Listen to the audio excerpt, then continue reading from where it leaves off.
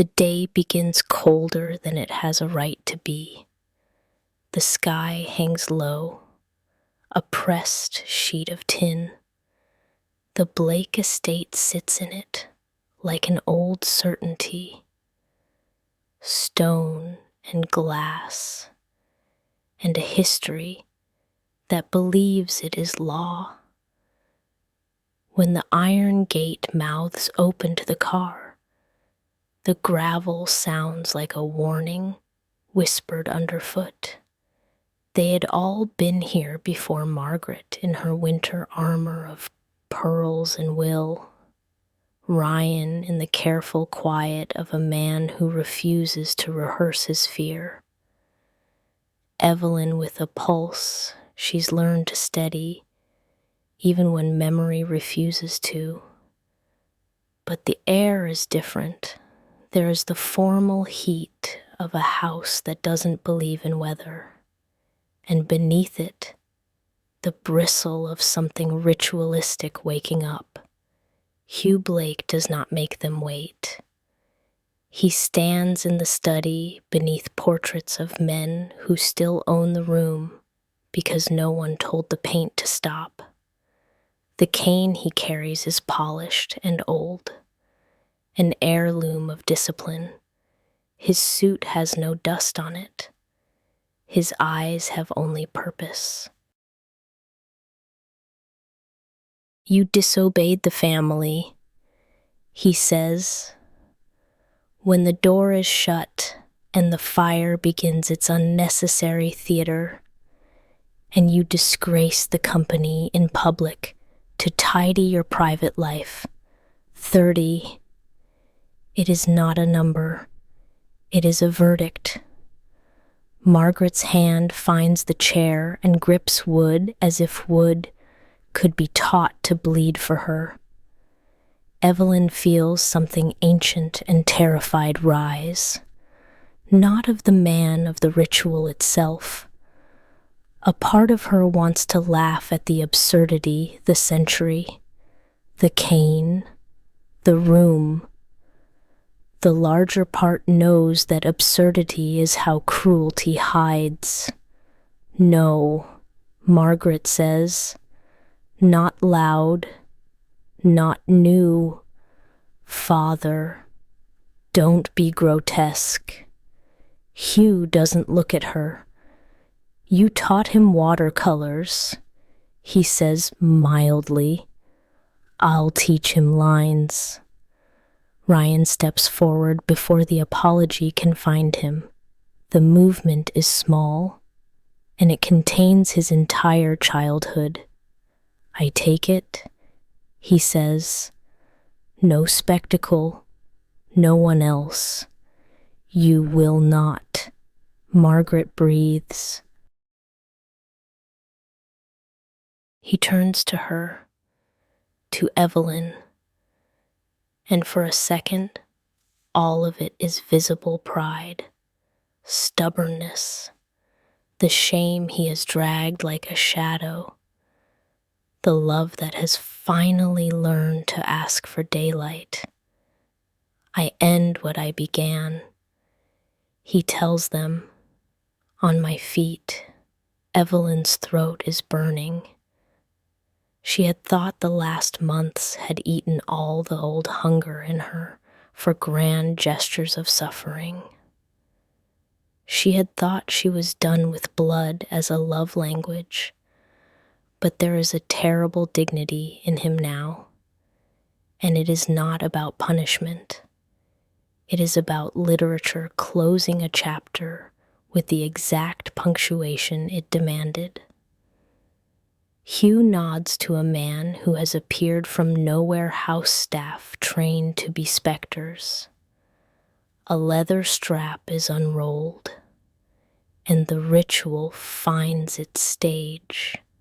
30, Hugh repeats, because repetition is how power makes itself incontestable. I won't watch this, Margaret says, and then doesn't leave. I will stop it, Evelyn says, and then does not move. Ryan removes his jacket. The sound of cloth and the small, polite click of cufflink against cufflink should be nothing, but the room learns them.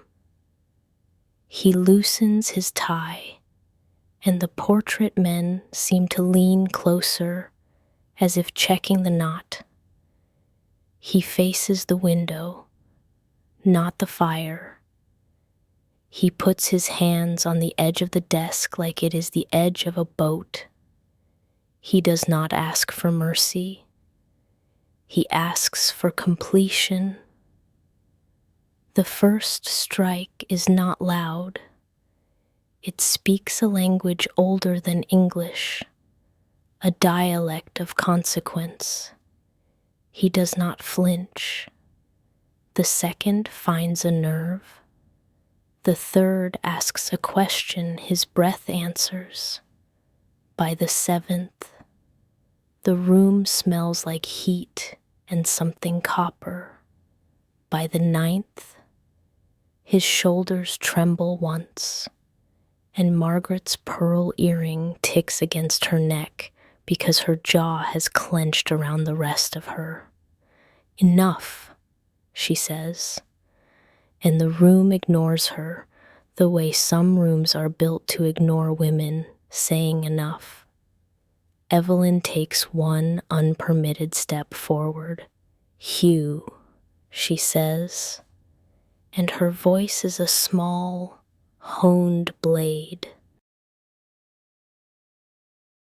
You strike him in the name of order. What order did you fail when you taught him fear as a management style? The cane stops a heartbeat midair. Hugh looks at her like a man forced to glance at a comet against his will, aware of its beauty, embarrassed by his curiosity. This is a family matter, he says, with the foolish certainty of a patriarch who believes language can be kept fenced. I am family, she says, and it sounds less like a claim than a fact that has survived. If this is the moment that saves anything, no one will be able to prove it later. What can be proven is this. The remaining stripes are delivered with a precision that avoids cruelty's favorite indulgence. 30 is counted. The cane rests. The room hears breathing again. There is a second that wants to be theater and then fails because Margaret is moving. She is at her son's side with the economy of water finding downward. She touches the place on his shoulder where boyhood once lived. If you faint, I will wake you only to scold you, she says. Which is to say, I love you as only some mothers can. Evelyn is there too. She does not touch him. Not at first. She does the one decisive thing the room cannot argue with. She opens her bag, pulls out a small vial of antiseptic and gauze. The practical grace of the ordinary. We're done, she tells Hugh, but her hands are already at work. The smell of alcohol performs its small miracle, erasing the theater, insisting on the wound's singularity over the ritual's generality. Ryan shivers once and stops. When he turns, his face is pale and whole, his eyes find hers, and Evelyn experiences the soft awkwardness of loving a person you are still remembering. His hands are steady when he puts his jacket back on. His tie remains loose. 30, he says simply, to himself, as if he is stamping a paper and filing it correctly. Hugh replaces the cane with the soft violence of a man who believes he is a good steward of bad ideas. He looks at Ryan and finds, to his annoyance, that the boy looks larger after being diminished. "You are still not my successor," he says, because he must. Ryan nods, and the nod isn't a losing. "Then I am free to be your grandson." It is not forgiveness. It is a rewrite. Hugh doesn't know how to respond to a sentence structured like that. So he leaves them with the fire. The door closes. The room exhales like a tired god. They leave without saying goodbye. The house watches them go. They don't speak in the car. The road unwinds the ritual in sections, gravel to asphalt, long driveway to city grid. Margaret sits upright like a saint who would mock the halo if anyone tried to paint it. She is furious with the world and in love with her son and impatient for tea. Evelyn keeps her hands in her lap because hands shake in crisis, and she is done with letting her body perform for other people's myths. At the apartment, the light is kinder. The door closes with a sound that says home, even when no one is claiming it. Margaret goes directly to the kitchen to boil water, which is how she prays. Ryan heads for the bathroom with the quiet dignity of a man who will allow himself to be tended, only if the tending arrives without pity. Evelyn follows. "Shirt," she says, and the word is so crisp and domestic, it startles them both. He obeys, and she does not admire him. She assesses, like a doctor who has decided not to be sentimental today. The stripes are not neat rituals, rarely are. Some are already livid. Some rise like questions. One crosses another with an irony. The skin will not appreciate until later. She cleans. She presses gauze. She tapes. He hisses once, and she says, "I know," and presses anyway. "This is ridiculous," she mutters, half to herself, half to the world. We are not medieval. We have medieval relatives. He manages, and that is somehow funny enough that she laughs against her will. When she finishes, she covers him in a soft cotton t-shirt she has stolen from his drawer without asking.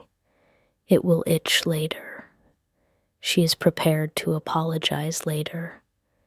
He sits on the edge of the tub as if he believes bathtubs were built for confessions. She kneels briefly to throw bloody gauze into a bag. And when she stands, they are face to face, because this is how rooms arrange people who have not yet decided how to arrange themselves.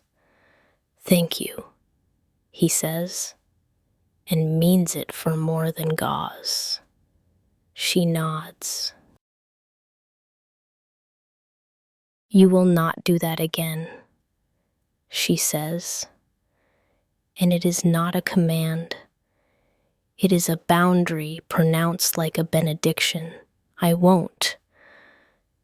He says, "I am done paying men to feel righteous. The faucet drips once punctuation. In the kitchen, Margaret has arranged chamomile and honey and cut fruit as if the body were a country she could keep from civil war with enough care. Sit, she orders, and they obey. She smears honey on toast like a general painting borders. We will not discuss the old man, she says. He is a weather system. We dress appropriately and go on with our day. Evelyn sips tea and watches Ryan sip pain and keep it down. She is aware of the paradox forming in her chest, the desire to protect a man from a ritual that tried to own him, and the desire to protect herself from the way suffering can seduce a heart into thinking it is love. She acknowledges both desires like two children at a bus stop and tells them, "The bus isn't here yet. I need a shower," he says finally. "You'll take a lukewarm one," she corrects, "and you'll let the water be boring. No scalding, no heroics." He salutes her, because some men are fast learners under the right teacher. The days that follow try their best to be ordinary. The city reopens its sidewalks like a book. The 7 o'clock dinner becomes more than a rule. It becomes a rhythm. And rhythm is how bodies learn to trust a room. Ryan is home before 7 with embarrassing consistency. He arrives at 6:42 with bags of vegetables that look like an apology sent by a farm. At 6:31 with flowers that don't come with a florist's card. At 6:55 with an expression that calls itself late and carries its own forgiveness. He cooks. At first, the meals are edible in the brave way furniture is functional at design school shows the intention, does most of the work. Then something shifts. He seasons without flinching. He salts at the right time. He learns the difference between chopping and mincing as one learns the difference between saying sorry and changing. He burns nothing that matters. Evelyn does not clap. She eats. She learns the shape of her own appetite again. Sometimes they talk like people who used to write to each other and are rediscovering how to address a letter. Sometimes they eat in a quiet that is not silence. The radio plays at a volume that flatters conversation. If his phone buzzes, it vibrates unplugged, and he does not touch it. If hers does, she reads and sets it down without explanation, because trust is routine at human speed, not fireworks.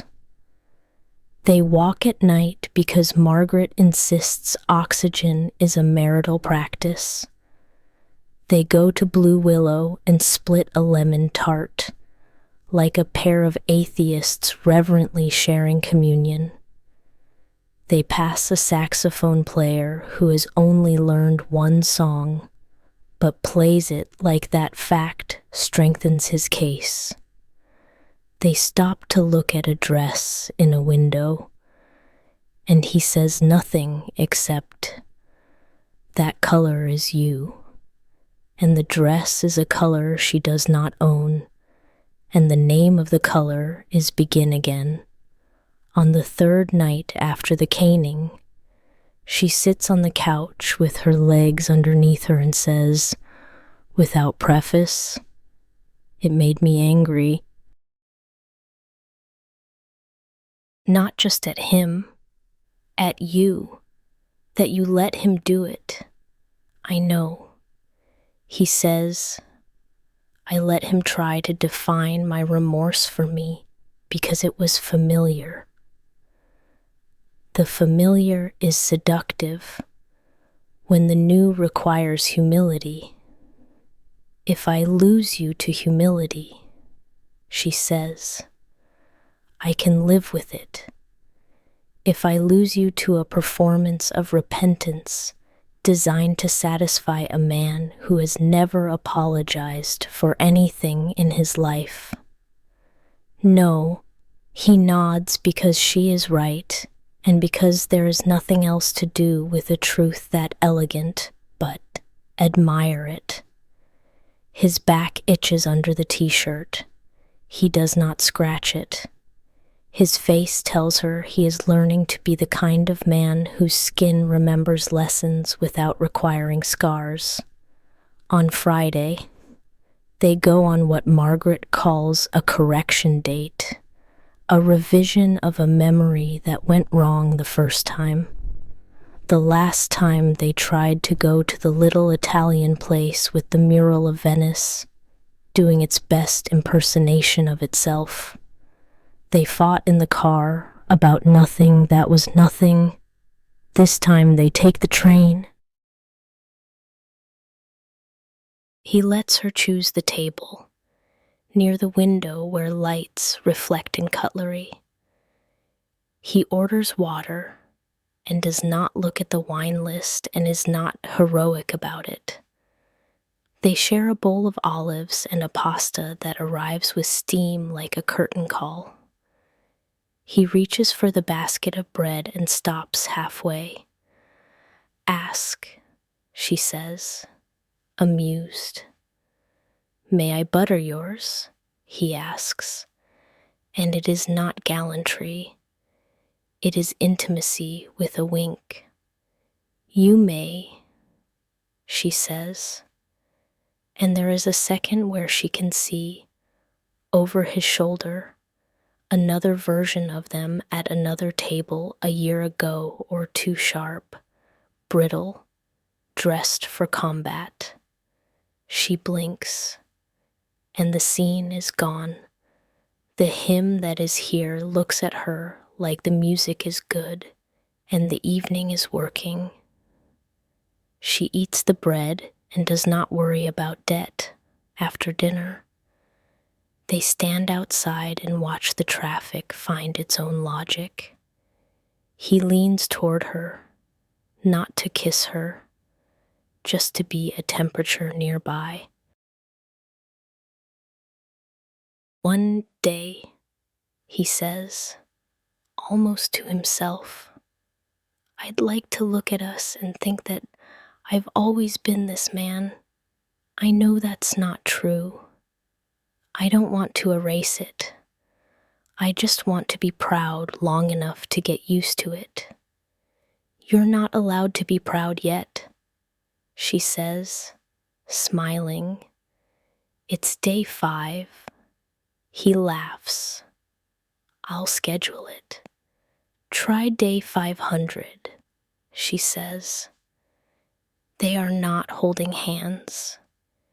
They do not need to. The space between them is a road that knows where it's going.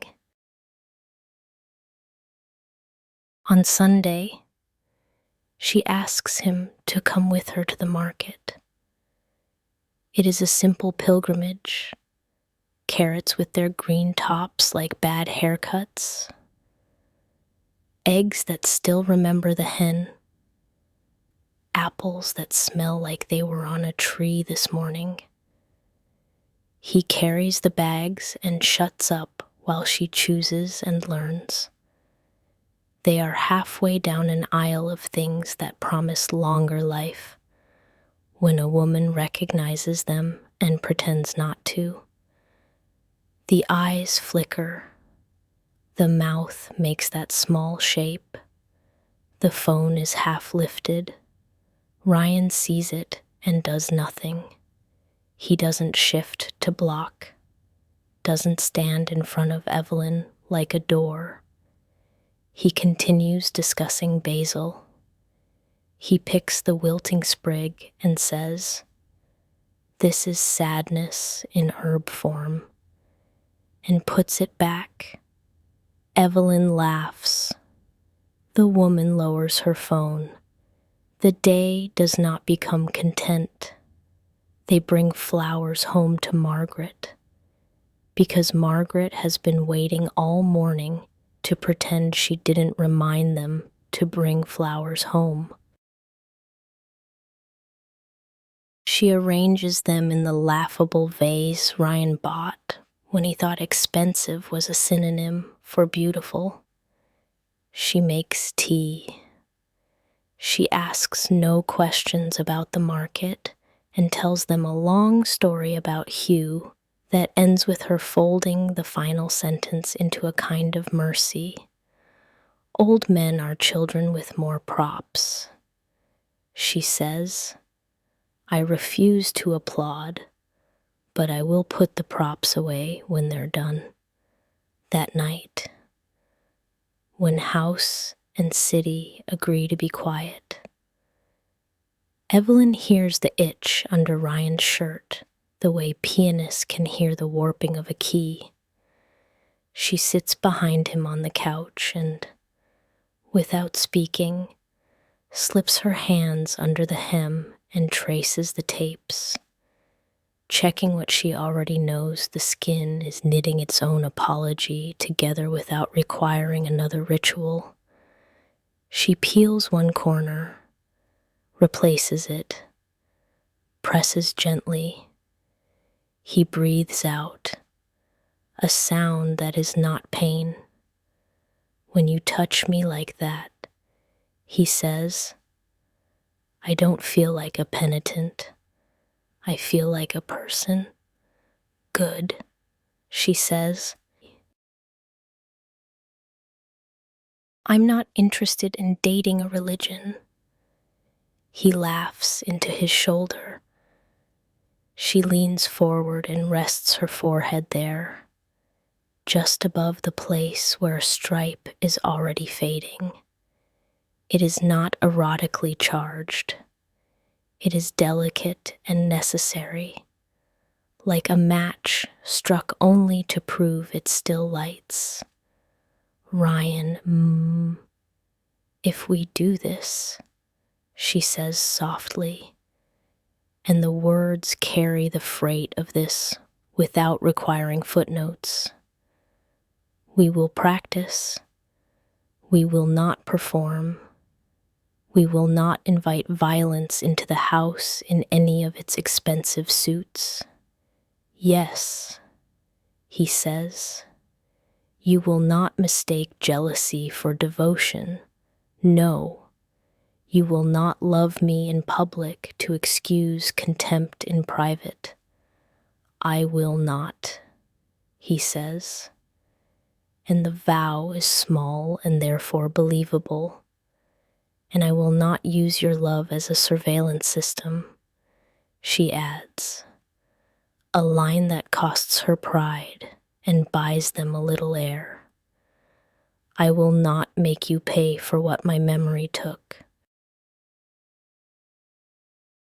"Yes," he says again, and reaches up and finds her fingers where they rest against his collarbone.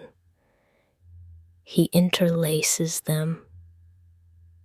They stay like that until the room decides it has held as much tenderness as it can without breaking into applause. 2 small interruptions arrive to test the new scaffolding. The first is Monica, who is a good friend, complicated by ambition and guilt. She invites Evelyn for coffee and chooses the table closest to the door, as if to make it easier to run. "I'm sorry," she says before the drinks arrive, "for the birthday, for the pressure, for thinking I could hurry your heart by staging a better angle. Evelyn listens, and the forgiving doesn't happen in one neat sentence. It happens over sips and jokes and a silence that doesn't need to be filled. "Don't set me up again," she says finally. "Set me down. Let me stand where I am." Monica nods. "I will. I like who you are when no one is posing you." The second interruption is Mason's text, polite, professional, and heavier than it wants to be. "We have a client asking for you by name." It says, "No pressure, coffee when you want." Evelyn types, deletes, types again. "Coffee, yes," she sends, and then sits with the complicated truth that kindness can be trafficked too. She tells Ryan that night over dishes. He rinses a plate, passes it to her. He's good at his job, he says, and it's good work to be wanted for. You're not threatened. "I am many things," he says, "but I am trying very hard not to be stupid. If I am threatened, I will tell you and not the furniture." "Okay," she says, smiling. "I'll tell the furniture to relax. They are domesticated without being dull. It is a delicate success." The last scene of the act belongs to the quiet that comes after trying a bedroom operating at room temperature. Evelyn is already in bed with a book that wants to be a friend. Ryan stands in the doorway with the ritual of a man checking the oxygen levels of an evening. "Couch," he asks, and it is not a question he expects to win. "Couch," she says, turning a page. "We're still on the plan." "Understood," he says, but doesn't move. "Can I?" He stops, searches for the smallest version of the truth. "Can I sit for a minute?" She gestures with the book. A minute. He sits at the edge of the bed and does not lean. "When he hit me," he says, and she closes the book because he is playing a note that needs a quiet instrument. "I thought of the boy who thought being hit proved he mattered. I am glad the man I am did not agree." She reaches over and turns off the lamp. The room becomes a body. Streetlight draws a geometry on the wall. "You're here," she says into the new darkness, which is the only blessing she is allowed to give tonight. He nods, even though nods are for people being watched, and they are trying to love in a way that does not require witnesses. He stands. He goes. The couch sighs under him like an old teacher pleased with a student's earnestness. In the next room, Evelyn lays the book on her chest and stares at the ceiling until it takes her shape. Outside, the city inhales and holds it. Inside, a man and a woman have found the smallest possible way to begin again without spectacle, beneath the noise, when no one is grading them. The fire on the pillow is long cooled. The warmth remaining is not danger. It is persistence. Morning will ask for errands and emails and the next fight worth having. For now, in the durable middle of the night, the body keeps a promise. The mouth is not foolish enough to make I will try again tomorrow. Morning arrives in amber, slow and domestic. Steam curls above the coffee like language not yet translated. Margaret hums somewhere in the kitchen, a hymn about control disguised as care. Evelyn stands by the window, tying her hair up practical, unadorned. The gesture of someone who is ready to be seen again by the world. Ryan watches her from the hallway. His body still remembers the stripes, but they've faded now, faint hieroglyphs on skin. Stories of discipline already turning into rumor. You're early, he says. I have a new routine, she answers, slipping into her beige trench coat. Day 1 at Mason's firm. The name lands quietly between them.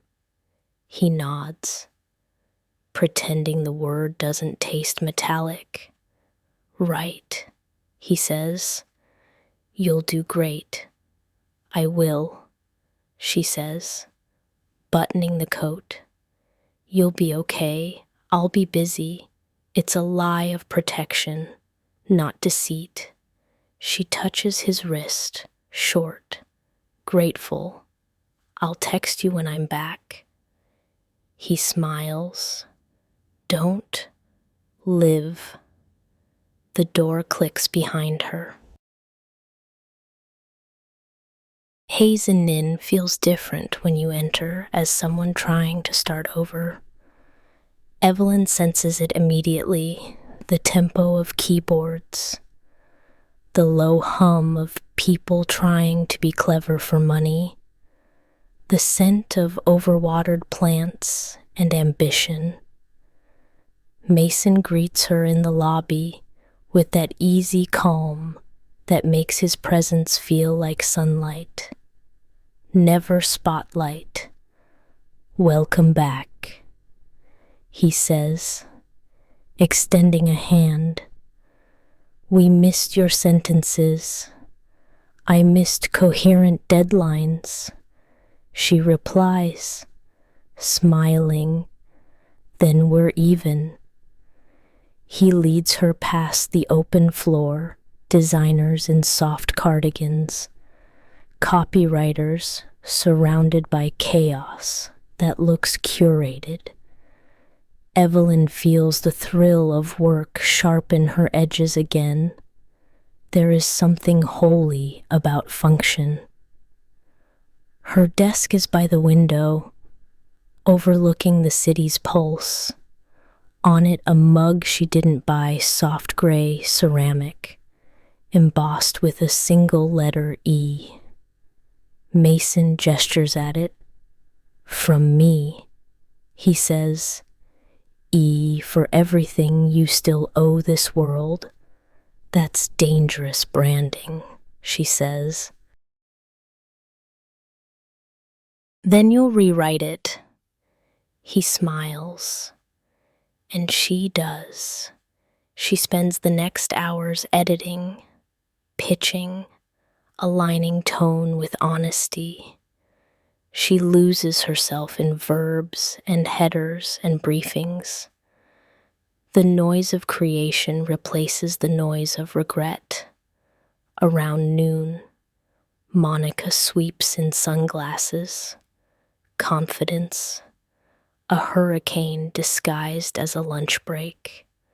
Ladies and gentlemen, she lives, Monica declares, leaning against Evelyn's desk. The prodigal poet returns. Good morning to you too, Evelyn says. Monica smirks. Mason said you're leading the wellness account. Co-leading. Evelyn corrects. Semantics. You'll own it in 2 weeks. Their laughter draws eyes. Mason looks up from across the floor, not possessive, just proud, and in that exact moment, the office camera catches them in the same frame, Evelyn laughing, Mason watching, sunlight cutting between. Monica sees it too. Something mischievous flickers across her face. Not malice, just curiosity. "You two photograph well," she murmurs. Evelyn glances at her, puzzled. What's that supposed to mean? "Nothing," Monica says, flipping her sunglasses onto her head. "You're glowing, that's all." She leaves before the question can grow teeth. Meanwhile, across the city, Ryan Blake walks through the corridor of his own empire, an empire that feels less like power now and more like paperwork. The boardroom smells of old coffee and compromise. Tessa Gray is waiting there, wearing a dress that could double as a warning. "Ryan," she greets, voice sharp with practiced warmth. "We have unfinished business." He doesn't sit. The contract was terminated. There's nothing left to discuss. There's always something left when you leave me out of it. He sighs. "Tessa, this isn't about you anymore. It hasn't been for months." Her eyes flash, quicksilver and control. It's about her. Then Evelyn Hart, the rebranded wife, the saint of second chances. He folds his arms. "Watch your tone." She steps closer, smile curving like smoke. "You threw away a partnership that built half your reputation. For what? For the privilege of pretending your marriage didn't collapse under its own arrogance." He doesn't answer. She circles him like a slow storm. "Do you even know what she does while you play penitent CEO?" She's working with Mason Hayes. He's had his eye on her for years. He looks up, and his eyes are calm, dangerously calm. "And Anne," she says, leaning in, "men like Mason don't just hire women like her. They test them." Ryan's jaw clenches. He steps back before words can become something worse. "You don't know her." Tessa tilts her head. "I know her type. The woman who wants to be seen as independent while someone else still pays the rent." "Get out," he says. "Or what?" He opens the door. "Or I call security and tell them you mistook the past for an invitation." She stares at him the first time her charm doesn't land. "You'll regret this." He nods. "Tired? I already have." When she leaves, the room smells like burned perfume. He stands there until the quiet stops shaking. That evening, he drives to pick Evelyn up. Not because she asked, because routine has turned into instinct. The street lights blink their tired Morse code along the boulevard. She steps out of the building, carrying a stack of papers and the day's exhaustion in her shoulders. When she spots him, she hesitates. "You didn't have to. I wanted to." he says. She gets in. The car smells like rain and restraint. How is work? He asks. Good, she says. Busy. It feels alive there. He nods. I'm glad. She looks at him sideways. You're not jealous. He exhales. I'm aware. That's enough. It's almost a compliment. At a red light, she studies his profile softer now. Human. Humbled. You look tired, she says. Long day. Hugh. Tessa. She stopped by, and she's still living in the past. He says, eyes forward. But I'm not. She turns her head back toward the window, watching the rain streak down. Then don't let her pull you in again. I won't. When the light turns green, the car moves like a confession. 2 nights later, Monica's text arrives. Drinks tonight, you, me, and your boss, who clearly has good taste. Evelyn replies, just drinks. I'm married. Remember? Monica sends back a voice note, laughter wrapped in static. Relax, Saint Evelyn. It's just networking. That's how it starts. The bar is low lit, glass and brass, and the hum of polite ambition. Mason greets them both. Charming as ever. Monica orders whiskey. Evelyn asks for sparkling water. Mason raises an eyebrow. Still the sober poet. Someone in this trio has to remember what we said. They laugh, but Monica leans closer. Conspiratorial. You two should toast to your new campaign. Evelyn rolls her eyes. We'll toast when it's approved. No, Mason says softly. We'll toast now to rebuilding. He lifts his glass. She hesitates, then clinks her water against it.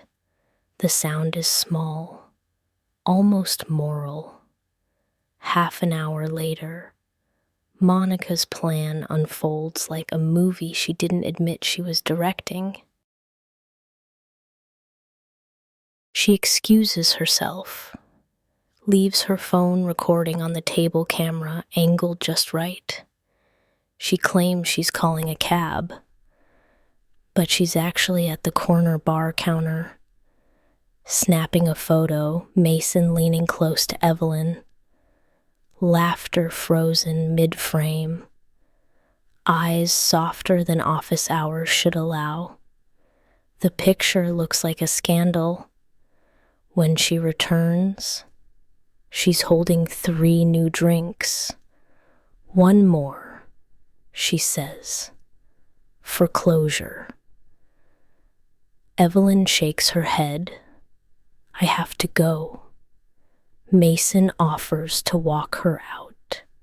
Monica doesn't stop him. Outside. Rain again, of course. Mason holds the umbrella. Sorry for her, he says. She's still learning the line between care and chaos. She means well, Evelyn says. So did Prometheus. He replies, half smile. They stop by the curb. You're good at what you do, he says quietly. Better than me, probably. I admire that. She studies him. Don't what? Don't build pedestals. They're bad architecture. He laughs. Noted. He leans in, not close enough to touch. Just enough for air to learn tension again. He's lucky, Mason says. She looks at him, steady. He's trying. Trying is halfway to success, or halfway to relapse. He nods, backs off. Good night, Mrs. Blake. Good night, Mr. Hayes. When she gets home, the apartment is dark except for the reading lamp. Ryan's on the couch, file folder open, dinner untouched. You didn't answer. He says, I was out with Monica. She replies, taking off her coat. He lifts his eyes, and Mason, yes. He closes the folder. I'm not angry, he says. I just want to know if he understands boundaries. He does, she says. Do you? The air between them cools. I'm learning, he admits. Then keep learning, she says, walking past him. Because trust isn't built by surveillance. He nods, noted. Later that night, when she's asleep, his phone buzzes an anonymous number, a photo Evelyn and Mason under an umbrella, rain like silver threads between them. Caption, still think she's yours. He stares at it for a long time, then he deletes it. That's the test, and for once, he passes. The next morning, at Hazen Inn, Mason gets a call. His voice tightens as he listens. No, that's impossible. The system was secure. He hangs up, pale. Evelyn glances up from her screen. What happened? Data breach, he says. Client pulled out. They think we leaked materials. We didn't. Hours later, the news spreads contracts suspended, staff whispering. Monica paces like a woman watching her own trick backfire. Mason buries his face in his hands. Evelyn stays late, rewriting crisis copy. At 10 p.m., her phone buzzes Ryan. Come home, he says. I can't. The company's. I know. I'm outside. She finds him waiting by the curb, engine idling. You knew about this, she asks as she gets in. I heard. One of our clients was shared between your firm and ours. Her voice sharpens. You think we did it? I think someone wants to make it look like you did. She stares at him. Tessa. He doesn't answer. Let's handle it tomorrow. The following day, Ryan walks into Gray Partners' lobby unannounced. Tessa's assistant pales. Within minutes, Tessa appears, perfectly put together, all perfume and venom. I was expecting you, she says. He holds up a printed photo. Evelyn and Mason, the bar, the umbrella. This came from your number. She laughs. Please. I have better photographers. You leaked Hayes and Nin's client data.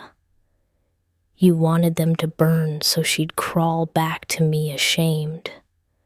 Tessa tilts her head. Such imagination. Maybe you should write fiction. I already did, he says, and I'm rewriting it without you. He leaves her standing there unthreatened, but suddenly less certain of her reflection. Back at home, he tells Evelyn everything. I've severed the last thread. He says, Gray Partners is blacklisted from every contract. Permanently, she listens, then nods. Good. But don't do it for me. Do it because you finally know how to say no. He smiles faintly. Maybe both. She crosses the room, stops a foot away. I heard what Mason said about you yesterday. Which part? That you're the only man he knows who can burn a bridge and then build another over the ashes. Is that a compliment? It's survival, she says. He laughs. Then let's survive. That weekend, Margaret hosts dinner small, domestic, intentionally ungrand, candlelight instead of chandeliers, a roast instead of catered perfection. She calls it the meal of detente. Monica comes, visibly nervous. Mason sends flowers instead, along with an apology note addressed to both Ryan and Evelyn. Hugh, uninvited, doesn't come. Halfway through dessert, Margaret clears her throat. So, she says, anyone here planning to make the same mistake twice? Everyone laughs, because the alternative is too heavy. When they finish, Evelyn helps clear plates. Ryan joins her at the sink, sleeves rolled. Their hands touch under warm water. Better, she asks quietly. Getting there, he says. She studies him. Soap on her fingers, light glinting on the scar, faintly visible beneath his collar. Don't ever let anyone hit you for love again. He meets her eyes. Don't ever let anyone make you prove yours. Deal. Outside, rain begins again, but this time it feels cleansing, not ominous. They stand by the window, two silhouettes learning equilibrium. For now, the storm is only weather, and somewhere, unseen, Tessa Gray watches the photograph she started circulate back toward her evidence of her own manipulation. The world, finally, begins to close its circle. Tomorrow, Evelyn will call Mason to check on his recovery. Ryan will meet Quentin to discuss a soft retaliation. But tonight, for the first time in years, They both fall asleep without needing to guard the door. The war is shifting from jealousy to justice, from suspicion to something nearly domestic. The fire hasn't gone out, it's just burning cleaner. The morning after Margaret's détente dinner arrived, with the smell of wet pavement and a sky the color of a kept promise, Evelyn woke to the tidy patience of the apartment, to the sound of Ryan in the kitchen measuring coffee, as if the day could be negotiated into gentleness. The fight had moved, at least for now, from their throats to the world outside. Inside, they were practicing. By 9, she was out the door for Hayes and Nin.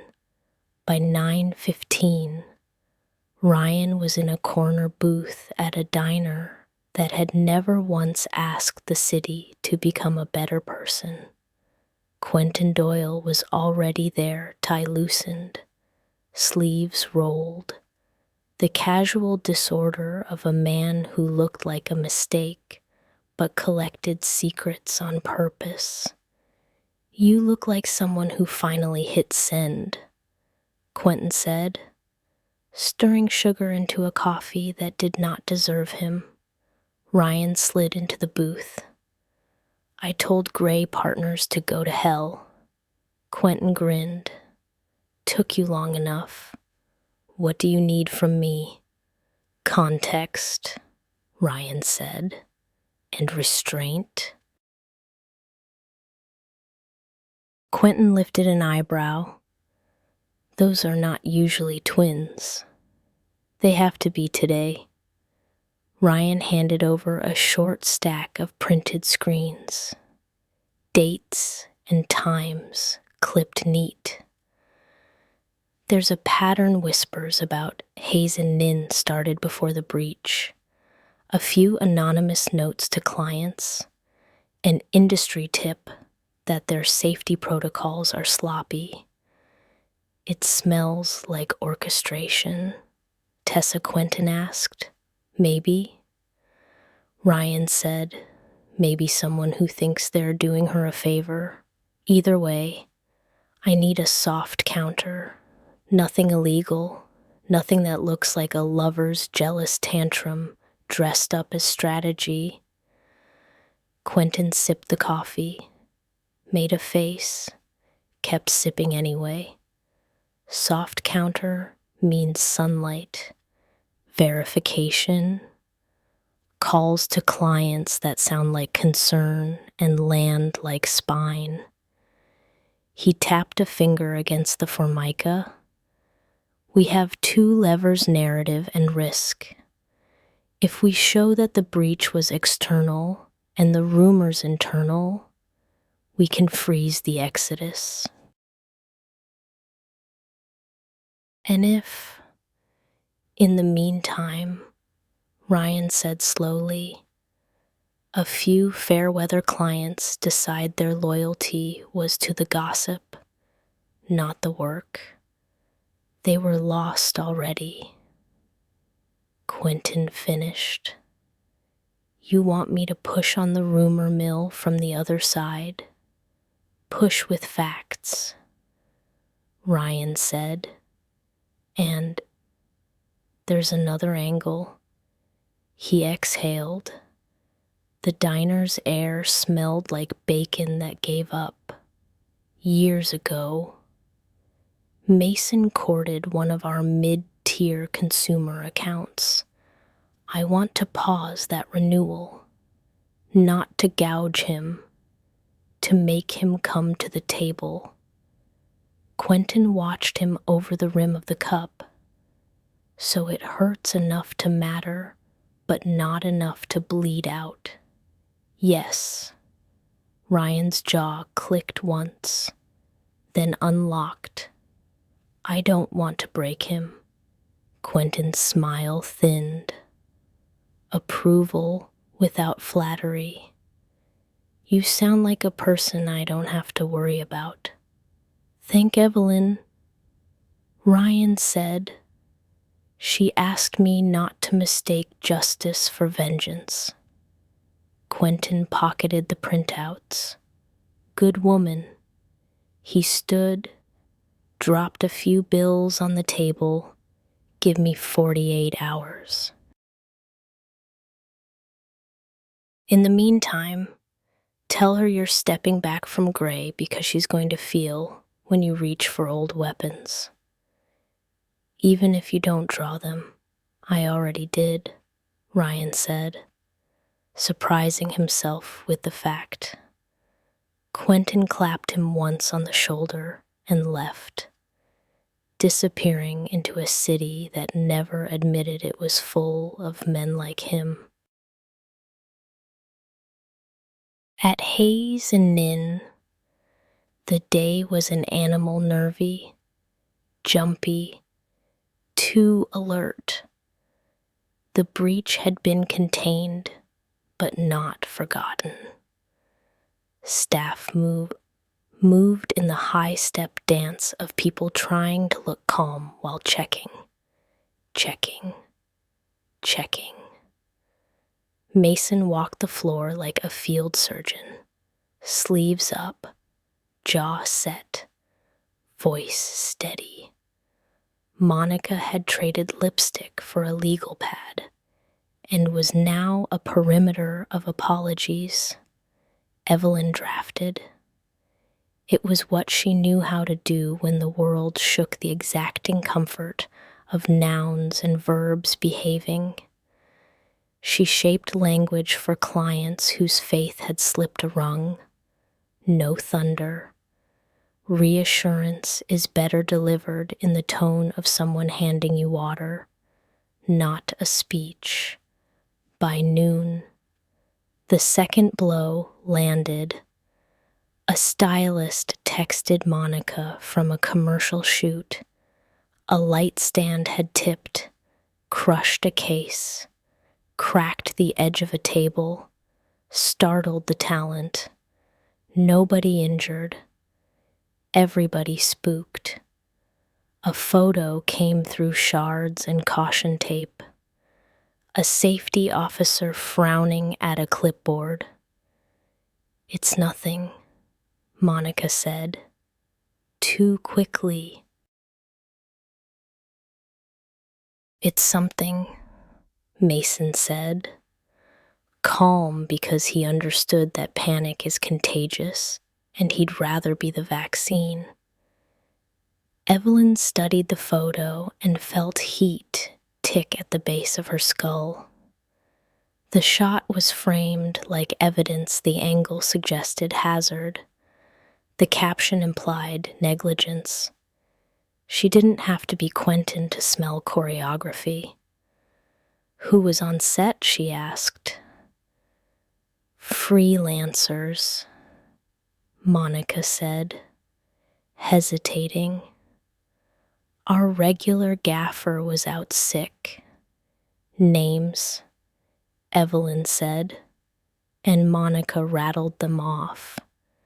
Evelyn wrote them down even though she wasn't sure what she'd do with them, except maybe hand them to a friend who knew how to read names like maps. At 3, Mason called a full-floor meeting. He stood by the big window, the city behind him a recommendation. We're going to be transparent, he said. The breach was not internal. Evidence shows a credentialed login from a spoofed device. We're cooperating with the investigation, and we're building back our walls. Safety protocols on shoots were followed, and we will publish that report. If clients ask who we are, tell them we're the kind of shop that doesn't panic when it's cheaper. Monica watched him as if measuring the durability of a man she'd once been tempted to write into a different narrative. When the meeting broke, she cornered Evelyn by the plants. That photo, she said in a rush. It's our lens. It's not an accident. Someone wanted the rumor to have a face. Evelyn didn't say Tessa. She didn't have to. And now it does, she said. So we give it another face. Yours, Monica asked, half teasing, half terrified. The works, Evelyn said, and returned to her keyboard like a soldier to a line. By dusk, the traffic of favors had already begun. Quentin called from a number that changed monthly. We pulled threads, he said. The umbrella photo seeded itself from 3 shell accounts that all point to a PR freelancer who's done work for Gray. A friend of a friend. The usual plausible deniability. The safety photo came from a burner that pinged near your set for 22 minutes, then went dark. Can you prove it? Ryan asked. I can prove the pings, Quentin said. You can prove the character of your enemies. Soft counter. Ryan prompted. In motion, Quentin's voice warmed. Couple of your clients will call Hayes tomorrow to check on them. They'll use that phrase, check on them. You'll advise them to do what feels ethical. They'll hear the echo. Meanwhile, one of my friends who enjoys reading code will call Mason with a fix. Thank you, Ryan said. You owe me a tart, Quentin replied, and hung up. Ryan looked out the window of his office, the city an articulate mess. He could feel how easy it would be to move one step to the left and become the man whose pleasures were punishments. He stayed where he was. His phone buzzed. A text from Evelyn late. Drafts. Don't wait up for dinner. He smiled at the screen. Typed proud of you. Deleted it. Typed got it. Home at 7 anyway. Hit send. At 7:03, he was in the kitchen at the apartment, slicing garlic with more ceremony than skill. Margaret walked in, took the knife from his hand, and replaced it with a smaller one. Don't romanticize the blade, she said. Romanticize accuracy. You sound like Evelyn, he said. Good. She's right. Margaret lit the burner. The pan came alive. How's the little war smaller? He said. We're trying to make it more like policy and less like theater. Make sure you're not starring in it, she said without looking up. If you find yourself picturing your face on the poster, you've made a mistake. He nodded, chastened, and, as always, grateful.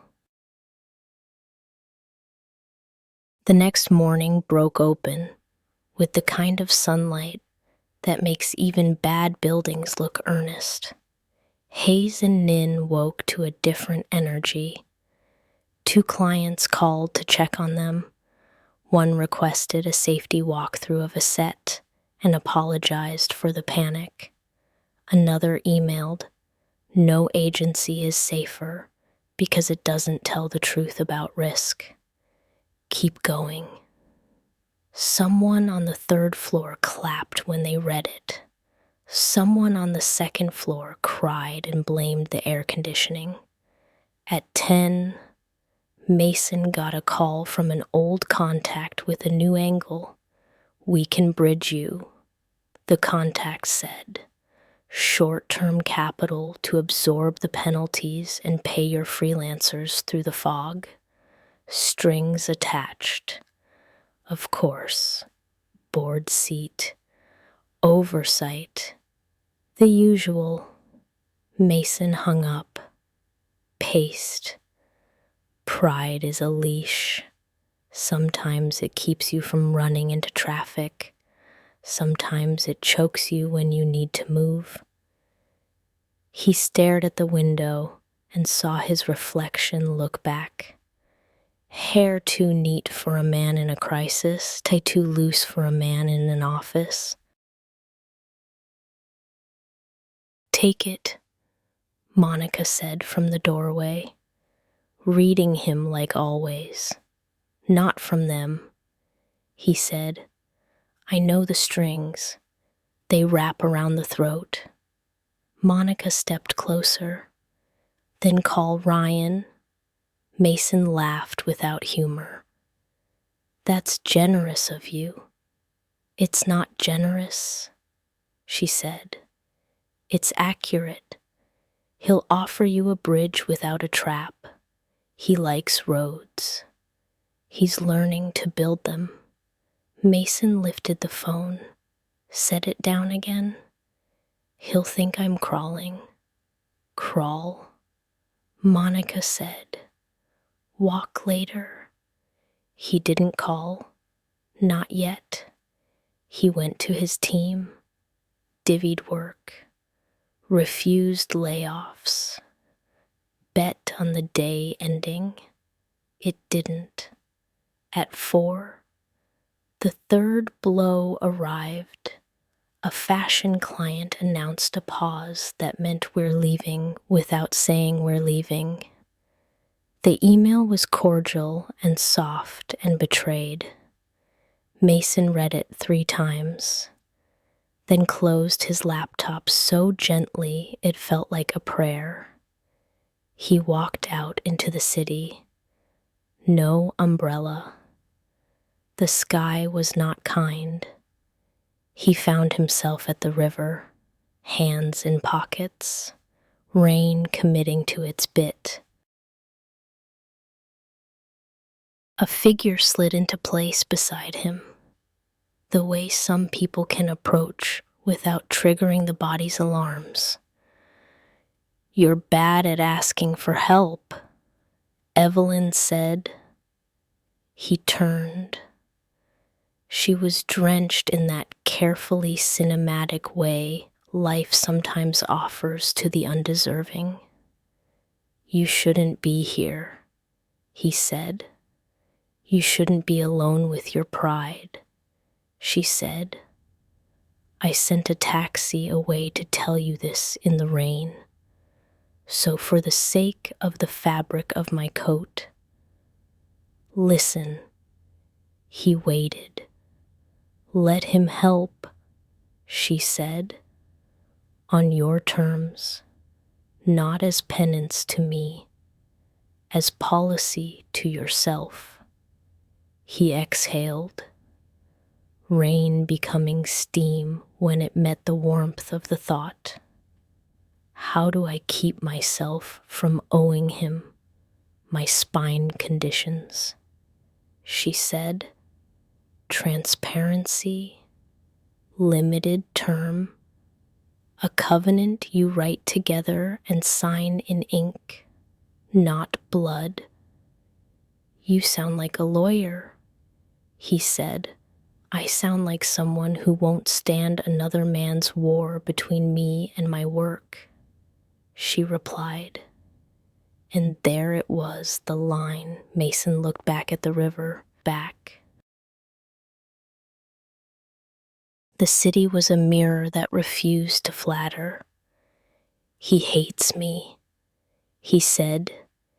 He hates the version of himself he was when you complimented it. She said, that's different. He laughed, and the laugh was unhelpfully attractive. I do admire the way you pull sentences out of sky. Use one, she said. Call him. He did. He called Ryan on a bridge in the rain, and Ryan answered on a couch with Margaret listening from the kitchen, because Margaret understood that one form of love is simply the art of having the right witness. Blake, Mason said, voice all edges filed down by weather. I need a conversation. Come over, Ryan said. No war paint. They sat at the table like men who finally declined to audition. Margaret put down 3 mugs and then removed herself like smoke. Evelyn took the chair at the end and did not play referee. She was a citizen of the outcome, not its police. Mason cleared his throat. I have a bridge offer, he said, from people who think governance is a word you use to hide a hand. And you think I'm less cynical, Ryan said, and the corner of his mouth lifted as if to remind them he'd earned that description the hard way. I think you're operating a new doctrine, Mason said, one I can bring myself to be accountable to for a year. A year, Ryan repeated. Numbers soothe men like us. Terms, Mason said, opening a folder. Minority stake. Exit clause at 12 months. No interference in creative decisions. Oversight on compliance and security. No poaching staff. And you don't get to be a hero. I accept all of that, Ryan said, without looking at the papers. With one addition independent audit of the breach and the safety incident run by an outside firm, we both approve. We publish the summaries. Mason blinked. Public, Ryan said. No more shadows. Mason nodded, almost relieved. Good. I'm tired of photography that lies. Evelyn watched the shape of this new men they were trying on this sturdy, ordinary cooperation without the perfume of theater. She found herself almost fond of it. Mason set a pen on the table. There's one more thing, he said, facing her now. You should take a different job. Evelyn frowned. I'm not leaving because you're in trouble. I'm asking you to leave because the rumor wants you to be the plot, he said. Let me rewrite it without your name in the first act. She folded her arms. You want me gone. I want you protected from a story I can't yet control, he said. Come back in 6 months if you miss us. Or don't. But for now, go build somewhere the camera angles are not already loaded. Ryan looked at him, admiration sneaking in. That was the bravest sentence I've heard you say. Mason shrugged, cheeks reddening as if they were all 12.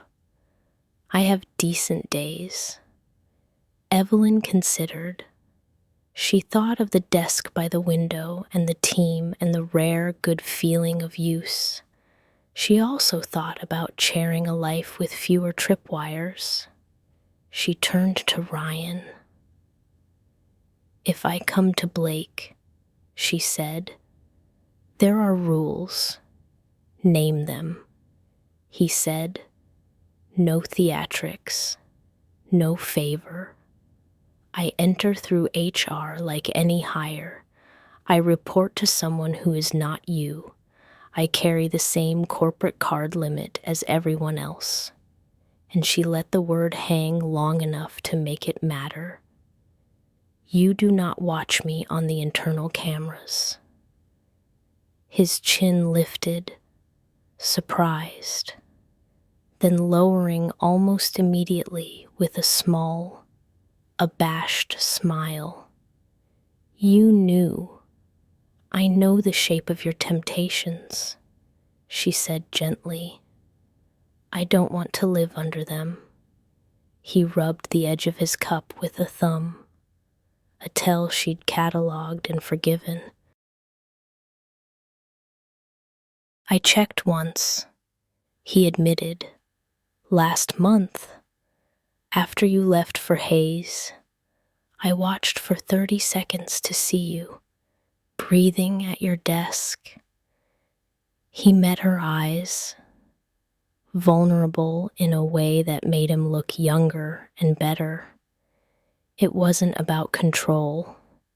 It was a hunger to witness you in a way that didn't cost you, and I'm telling you the cost, she said. And her voice stayed kind because boundaries spoken in kindness hold longer. No cameras. If you want to see me work, take me to lunch. Deal, he said. Relief and humility sharing the same chair. Mason stood. Then we're agreed. He reached for the pen. Let's be boring in all the right ways. Finally. Margaret called from the doorway, startling them. My favorite kind of men. They signed. It was not dramatic. That was the point. She gave notice the next morning. Monica looked at her the way a sibling watches you pack proud, stricken, trying not to make it about herself. I deserve this, Monica said, and stopped because she had meant to say, you deserve this. She corrected, you deserve this. The quiet, but come back for drinks. I can be trusted with one umbrella photo at a time. Evelyn hugged her. You can be trusted, period. Mason shook her hand like a colleague and then hugged her like a friend. Go, he said. Be brilliant where he can pay you enough to stop apologizing for your talent. I'm not apologizing, she said. Good, he said. Then we've already won. She left with the soft ceramic e-mug wrapped in her scarf and a stack of drafts that were now someone else's to shepherd. Outside, the sky was clear. She took a photo of the building and did not post it anywhere. Blake Industries processed her as if her last name meant nothing, which is how she knew Ryan had obeyed. She filled out forms, sat through orientation videos that looked like they'd been filmed in 2014, chose health benefits with the savage realism of a woman who no longer believed in dishonest ease. Her office was on a floor that favored function over drama communications, strategy, project teams. She reported to a woman named Naya, whose emails read like prayers for clarity. On her first day, Naya walked her to a desk near a window, but not at it, handed her a card key and a small cactus. Welcome, Naya said. We honor boundaries here by pretending they are rules. Evelyn smiled. I can work with that. Ryan did not materialize. He sent neither flowers nor lunch, nor the humiliating spectacle of a handwritten note, which is how she knew restraint was being practiced in a room she couldn't see. Around noon, a facilities guy appeared with a rolling chair that looked expensive and humane. Ergonomics audit, he said, and adjusted her desk height without flirting, left a pamphlet about wrist stretches, and vanished. She texted Ryan one word, chair a beat. Then I like your spine. She laughed quietly at her screen and sent back, lunch Friday. In person? That's your camera. Yes, ma'am, he wrote and left it at that.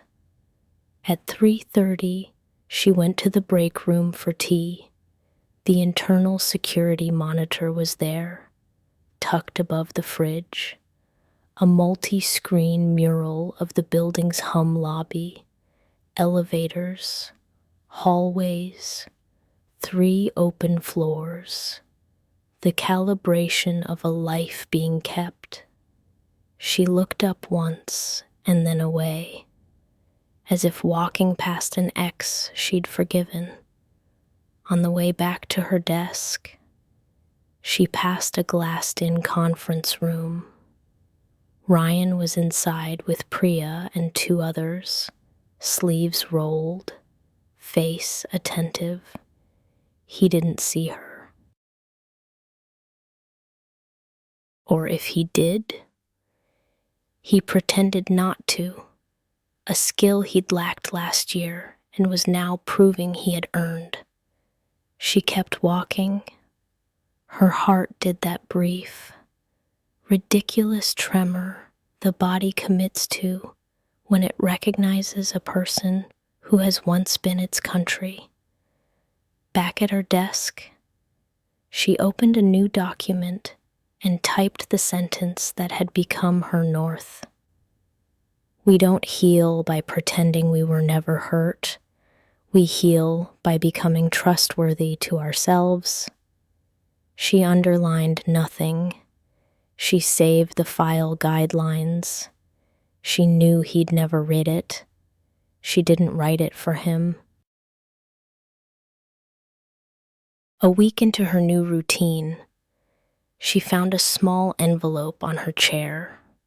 No name, just her title written in a neat hand.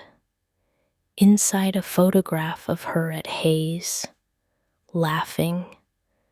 There was no Mason in the frame, only her, caught mid-breath, the kind of candid that makes even cynics believe in light. On the back, a single printed line, still yours at the bottom, a number she didn't recognize. She didn't show it to Ryan. She walked it directly to Naya. This is harassment, Evelyn said, and it was gratifying how steady her voice was. Naya took a photo with her phone, slid the paper into an interoffice folder. Security will handle, she said, calm as a clean kitchen. You did the right thing, and if security finds it came from inside, Evelyn asked, then security will handle that too. Naya's lip curled in what might have been a smile if it had believed in joy. We have a clause for wolves who arrive in suits. At 6:30, Quentin texted Ryan, we have your ghost, not Gray. A freelancer with a grudge and a habit of monetizing accidents. He took cash from a cutout that smells like a cousin of Gray's lawyer. Police will enjoy the paper trail. You want to press. Ryan looked through the glass wall at Evelyn, who was packing her bag with the slow economy of someone who refuses to hurry pleasure. Do it clean. He texted back. No headlines, just consequences. Understood. Quentin sent. P.S. You owe me 2 tarts now. Ryan smiled at his screen and added, and a chair, and hit send. When he finally mentioned the cameras, it was on a Friday at lunch. As agreed, they met at a small place with an outdoor patio that pretended it wasn't adjacent to a loading dock. He brought nothing but himself and arrived at 11:59, which counts as growth. I almost checked. He confessed. Breaking bread instead of himself. First day. Habit is persistent.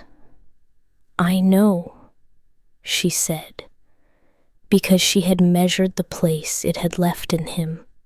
Habits don't leave. They are evicted and then you change the locks. He laughed into his water. Is that from your guidelines document? She blinked. Startled.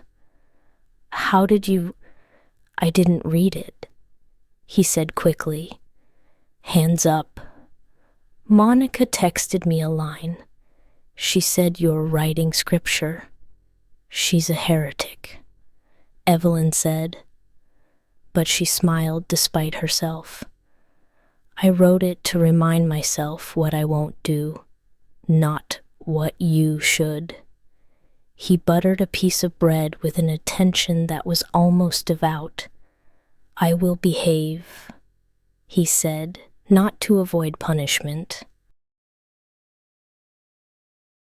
To deserve what the day feels like when I do. That's different, she said softly. They ate.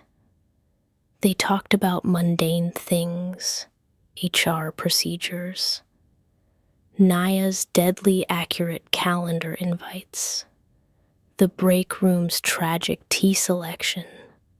The ordinariness thrilled her. When he reached for the check, she stopped him. We split, she said. You are not buying my presents. I'm buying penne, he said.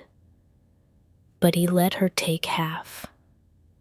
On the way out, under a sky that had finally remembered how to be blue, he asked, when do I get to be proud? Day 500, she said, as always. How many days is it now? He asked. 64, she said. But I might be willing to round up for good behavior. Don't, he said, smiling. Earn it. She walked back to the office without touching him and felt, for the first time, that the distance between them had ceased to be a punishment and become a path. The soft counter finished what it started.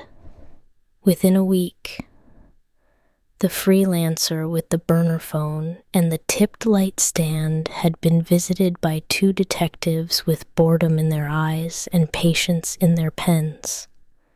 He confessed to what needed confessing, paid small sums to show up, to be useful, to take a photo from a flattering angle. The money had come from a consulting company that shared a post office box with a firm that sometimes worked for Gray's lawyers. Quentin turned the paper into a plain narrative, and Priya turned the narrative into action. Hayes and Nin published the safety reports and a calm, precise timeline of the breach response. 3 clients returned. two did not. Mason sent Ryan a text that read, "Thank you for interfering in a way that removed me from being the hero of my own story." Ryan replied, "You're welcome. Try boring. It suits you." Monica came by the apartment one evening with a pie she'd bought and a confession she'd baked herself. She sat on the couch like a student at office hours.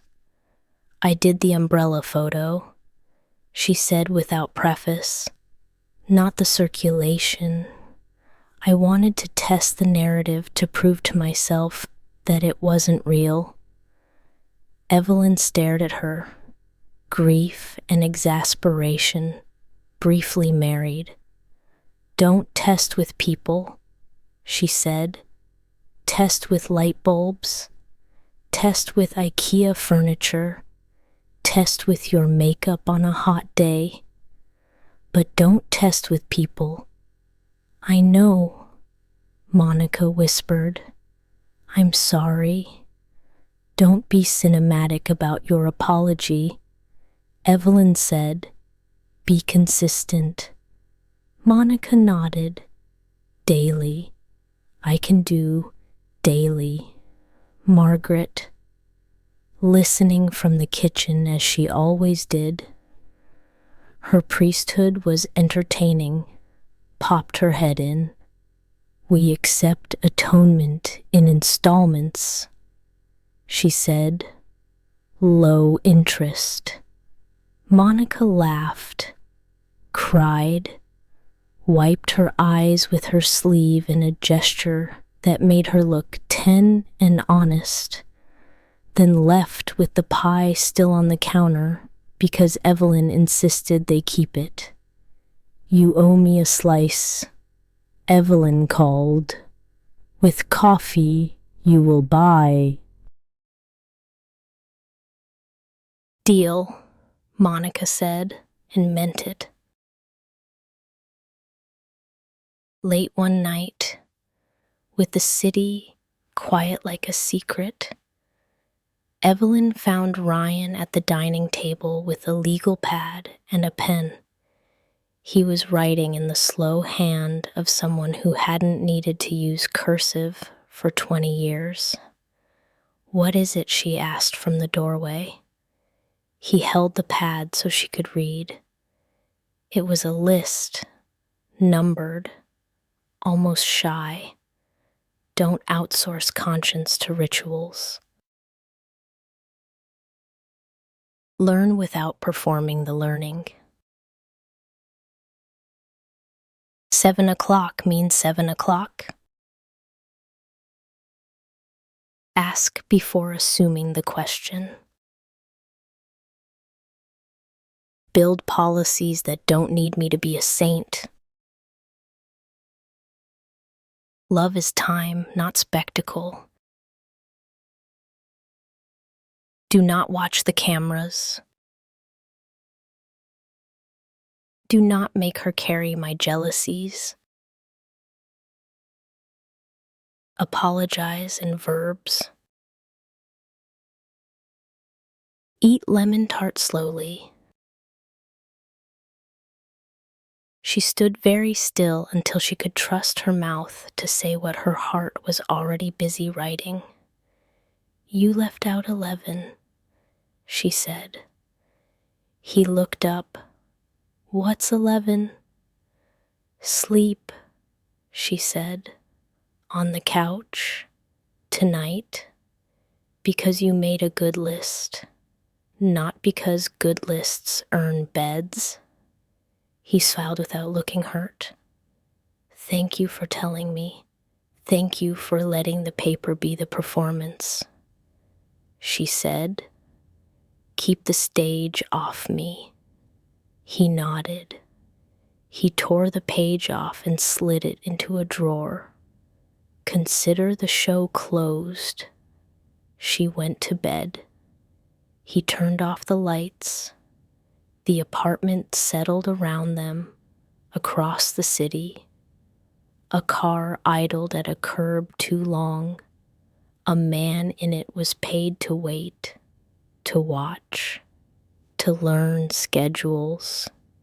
In another part of town, Tessa stared at a ceiling that had stopped being interesting. She turned the problem over in her hands like a jewel and admired its sharp edges. The show she wanted was not closed. It was rehearsing.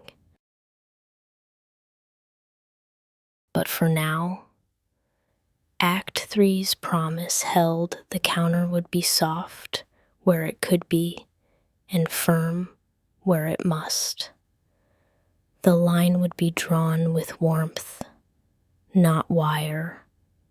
In the morning, Evelyn would ride the elevator to her floor and find her cactus has put out a small, patient flower. Naya would nod as if she had expected nothing less from a plant with that much stubbornness. Ryan would arrive at 6:58, pockets full of groceries and the intention of cooking slowly. Quentin would send a photo of a lemon tart with the caption, "Debt paid," and a second photo of a man in handcuffs with the caption, "Debt collected." Mason would email a draft of a joint statement that used the word integrity once on purpose and 0 times by accident. Monica would forward a calendar invite titled, "Making It Boring Weekly."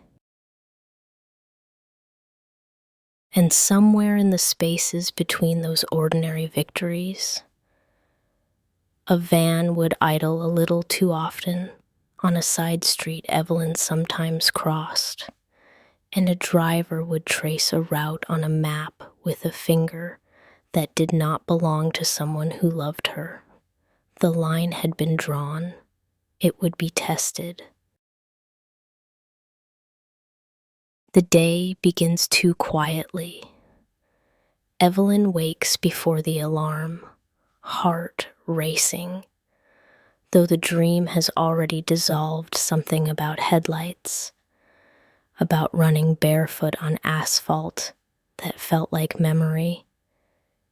Beside her, the bed is empty, Ryan's side still warm, the indentation recent. He's already at the gym or the kitchen. She can't tell which. Both have become his way of praying. She pulls on her robe, pads down the hallway. In the kitchen, the window is open, and the early light turns the steam from the kettle into slow, moving ghosts. Ryan stands shirtless by the counter, spooning oatmeal like a man pretending not to be poetic. Couldn't sleep, she asks. Couldn't stop thinking about work. About you, he says, half smiling, about how much the last few months feel like a truce we might actually win. She leans against the doorway, studying the muscles at his back, the fading lines where Hugh's cane once left its sermons. "We will," she says, but her voice carries an echo of the dream she's trying not to remember. He turns, crosses the room, brushes a strand of hair from her face. "You look like someone who's seen a ghost. Maybe I just remembered I'm alive," she says. He kisses her forehead, soft and brief. "I'll take that ghost." They eat in companionable silence. Outside, the city starts to hum traffic, rain gutters, the sound of 1,000 beginnings. By mid-morning, Evelyn is at Blake Industries, finishing a client proposal. Naya waves from her glass office. Remember, 2:00 strategy meeting. You lead. Got it, Evelyn says. Her phone vibrates an unknown number. She almost ignores it, but something in her chest insists. Hello. A pause, then a familiar female voice, honeyed with malice. You still think you're safe, don't you? Evelyn freezes. Tessa. I told him once he'd regret you. I was right. You're calling me from what? The past. No, Tessa whispers. From your future. The line clicks dead. Evelyn stares at the phone until her reflection in the screen becomes a stranger. She closes the blinds, inhales once, long enough to steady herself. She doesn't tell Ryan, not yet.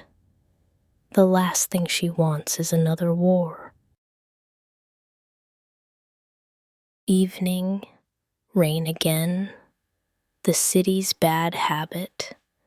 Ryan's message comes through. Meeting ran late. Be home in 30. Evelyn leaves the office at 6, carrying her laptop and a tote full of files. She decides to walk the reins soft, her thoughts louder. The parking lot gleams like a shallow lake. A black SUV idles by the curb. She notices it because the engine hum doesn't fade when she passes. She looks up. A man steps out, baseball cap, face shadowed. Mrs. Blake. She stops. Who's asking? Mr. Blake sent me. He asked me to bring you home. She frowns. He didn't mention that. He smiles wrong. Traffic's bad. Her pulse spikes. I'll walk. He moves faster than her hesitation. A second man steps out from the passenger side. The umbrella in her hand feels useless. She swings anyway. It hits the first man's shoulder, snaps in half. Get in the car, he says, voice flattening. No. He grabs her arm. She twists, kicks, the way self-defense classes teach you to. But fear isn't choreography. The second man pulls a cloth from his jacket, the smell chemical, dizzying. Don't, she starts. But the word dies. Everything tilts. Ryan's phone buzzes twice before he checks it. A missed call from Evelyn, then another location request failed. He freezes, checks the shared locator app. The pin flickers, then disappears near a bridge outside the industrial district. Something inside him switches from fear to focus. He calls Quentin. She's gone, Ryan says. Tracker stopped at dockside. Black SUV. 2 men. Quentin's voice is instant steel. On it. Stay put. I'm not staying put. Then at least don't be stupid, Quentin says. Send me the last ping. Ryan sends it, grabs his keys, and runs. The drive is a blur of red lights he doesn't remember obeying. Rain slaps the windshield like punishment. He calls Evelyn again and again. Voicemail. He switches on the GPS overlay Quentin sent, watches the blinking point move slow, then fast, then stop. She's still in motion. Quentin radios in his ear. Van changed plates. They're heading west. Old Industrial Highway. I've called local units.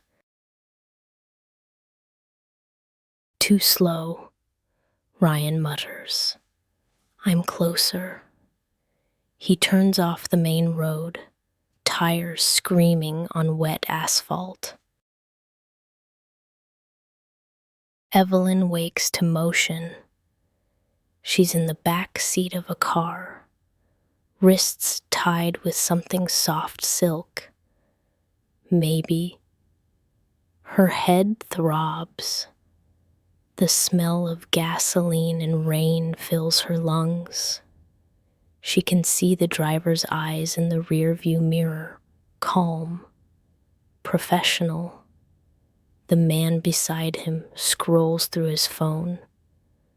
Where are you taking me? She demands. No answer. She remembers Tessa's voice from your future. Rage rises, cutting through the fear. She tests the knot's silk, but old, frayed. Her thumb finds a weak seam. She starts to work it, slow, deliberate. When the car slows for a curve, she moves. She twists her wrists free, kicks forward, her heel slamming into the driver's shoulder. The car jerks, swerves. What the hell? She grabs the door handle. It's locked. She throws herself sideways, shoving with all her weight. The lock clicks. She kicks it open, tumbles into rain and gravel. Pain explodes across her knees. The car screeches, reverses.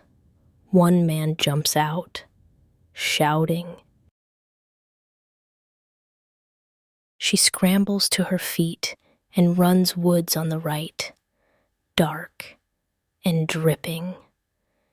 She dives between trees, branches clawing her hair. Behind her, footsteps crash through leaves. Stop. Not a chance. Her lungs burn, shoes slipping on mud. The world smells like rust and panic. Ahead, a dirt road, then headlights too bright, too close. A horn blares, tires shriek, then silence. Ryan slams the brakes so hard the car fishtails. A figure stumbles into the beam, soaked, wild-eyed. Her, Evelyn. She collapses onto the hood. He's out of the car in seconds, catching her before she hits the ground. Her wrists are raw, hair matted, breath ragged. You came, she whispers. I always do, he says, voice breaking. Behind them, the black SUV bursts from the trees, fishtailing on mud. Ryan lifts her into his car, slams the door, dives into the driver's seat. Seatbelt.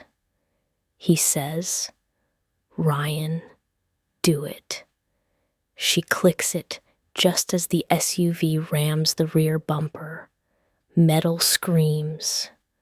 Ryan punches the gas. The two vehicles tear down the road, tires slicing puddles like blades. Huey asks. Tessa, she says. She sent them. The SUV swerves, tries to overtake. Ryan jerks the wheel, sideswipes it. The other driver overcorrects, clips a tree, spins out. For a second, silence.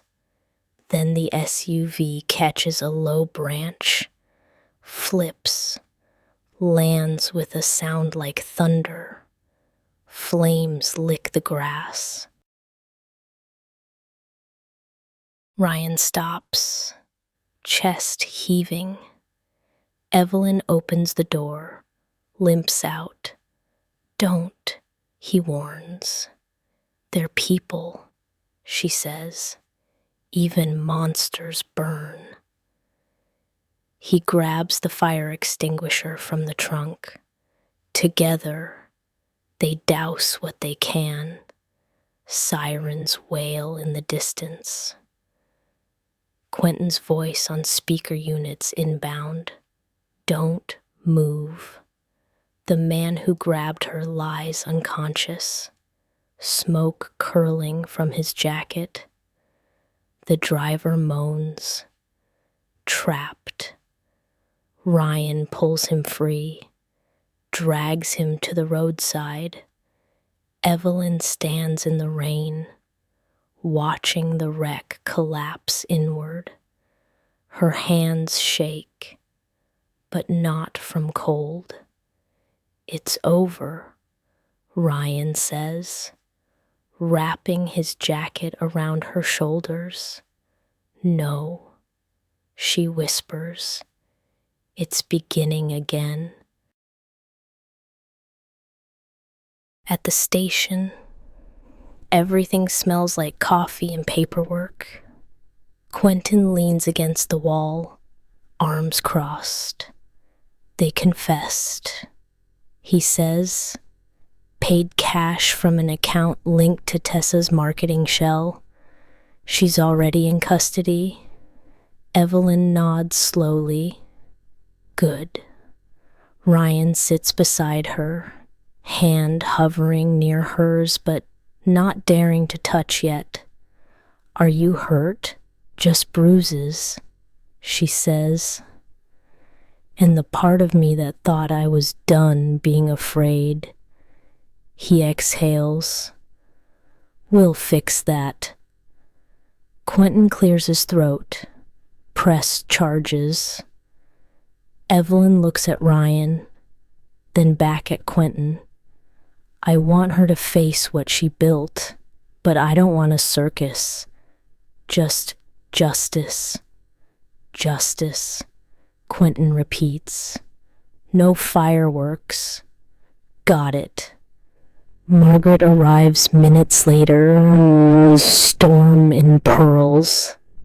She hugs Evelyn so fiercely that the young officer at the desk looks away out of respect. You terrified us, she says. I terrified myself, Evelyn whispers. Ryan meets his mother's eyes. She's safe. That's all that matters.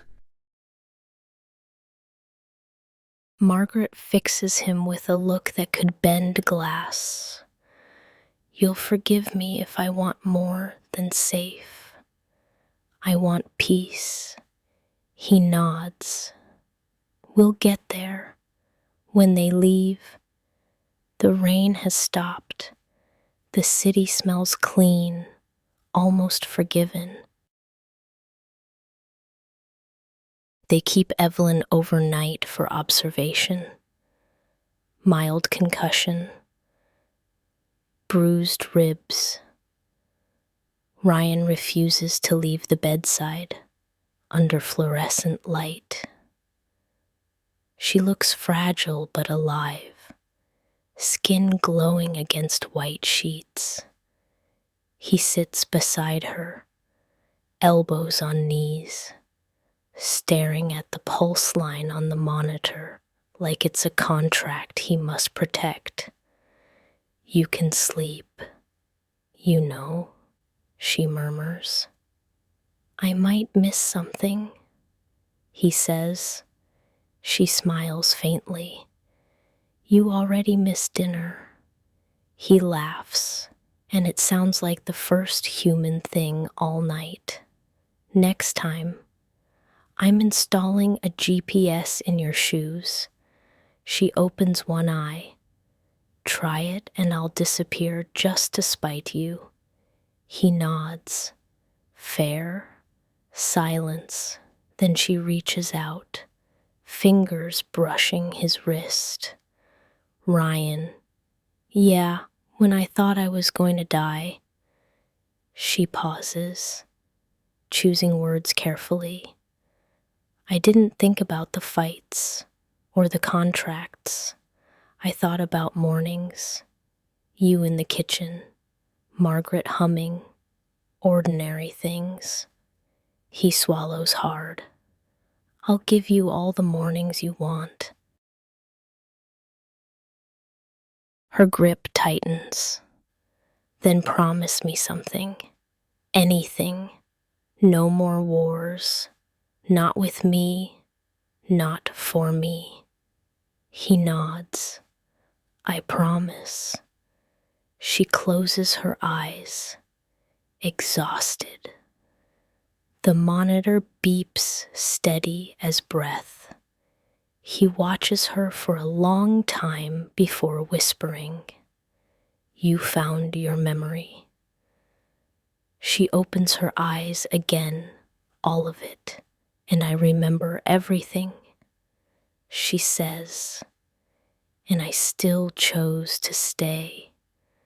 Tears come fast, quiet, unembarrassed.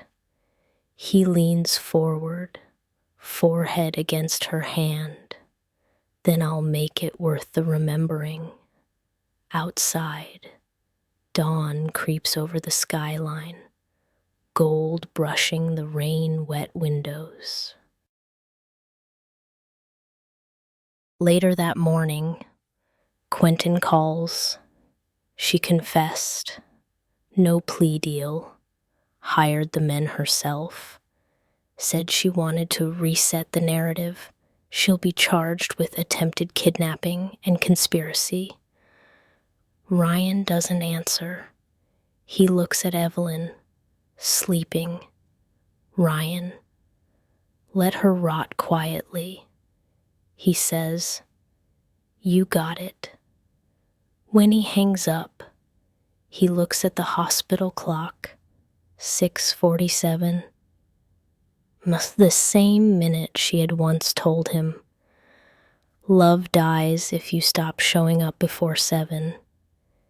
He stays until the sun lifts high enough to erase the ghosts from the corners of the room.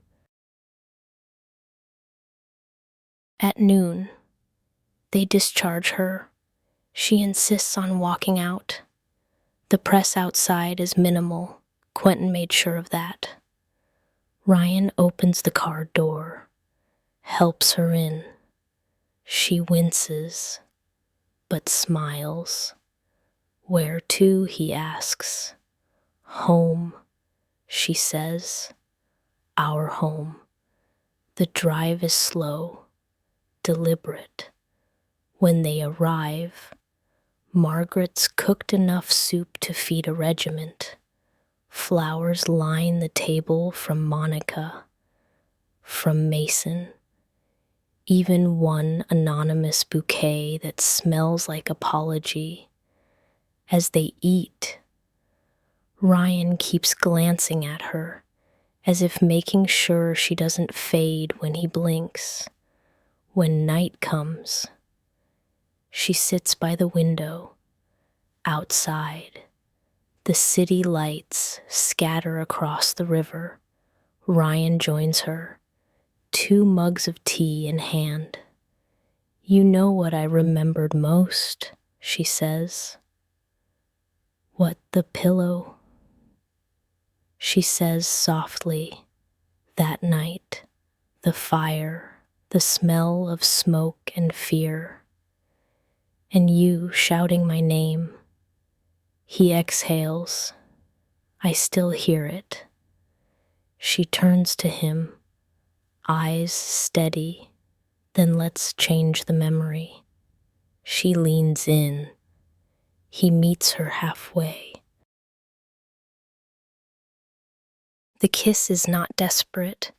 It's deliberate, slow, like signing a new peace treaty.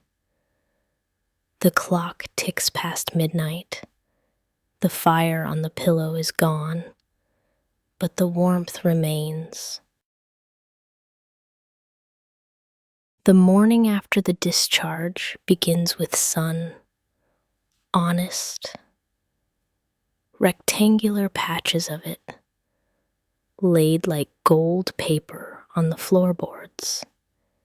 The apartment is quiet in the way places become when fear has taken its leave, but left its suitcase open. Evelyn wakes without flinching. Her ribs protest very little. The bruise at her knee has begun that ridiculous alchemy from purple to yellow to I survived. On the nightstand, a glass of water, a note in Ryan Square, architectural hand, 7 euro breakfast. If you're sleeping, 7 euro can be whatever time you wake. No hearts, no underlining. The confidence of a sentence that doesn't audition. She sits up, breathes once, and the past finds her without hurry. Not fragments now sequence. A year returns like a film reel, threaded correctly at last. The first suspicion she mistook for intuition. The first raised voice she mislabeled as passion. The first apology she accepted because it knew her favorite words. The cooling of rooms, the bruising of hours, the noise of 2 people trying to be saints by manufacturing miracles they did not possess. The night of the fire and the ambulance's blue religion. The months of white rooms and blank days and her own name rusting at the edges. The ordinary cruelty of recovery and the stubborn kindness of mornings. The kitchen light, the lemon tart, the couch, the list written in a slow hand. The memories don't accuse, they witness. She doesn't drown. She catalogs. In the kitchen, Margaret pans a crepe with the flair of a stage magician who refuses to reveal the trick. Good, she says, not turning, sensing the physics of a daughter-in-law entering a room. You look like someone whose body finally accepted the invitation to rest. It did, Evelyn says, surprised to find the sentence true.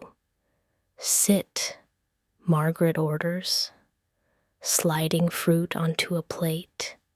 Eat, then choose something small and useful to do today.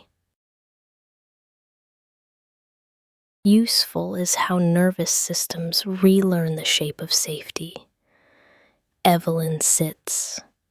The first bite is more convincing than any sermon. Ryan appears with his hair damp and his shirt sleeves rolled, and a look that has learned modesty. Morning, he says. and the word does not reach for more than it can carry. She considers him with the generosity of a judge who knows the defendant has already served time. Morning, Margaret pours tea, sets down 3 mugs as if placing stones in a foundation.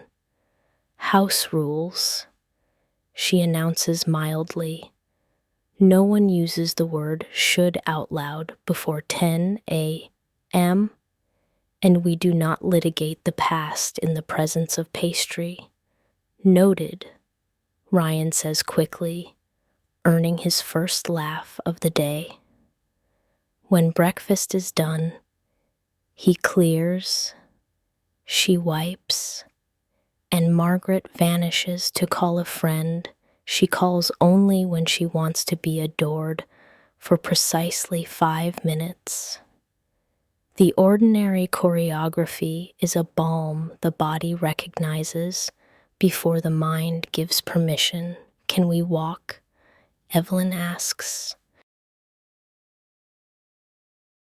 Wherever, Ryan says, as slow as you want.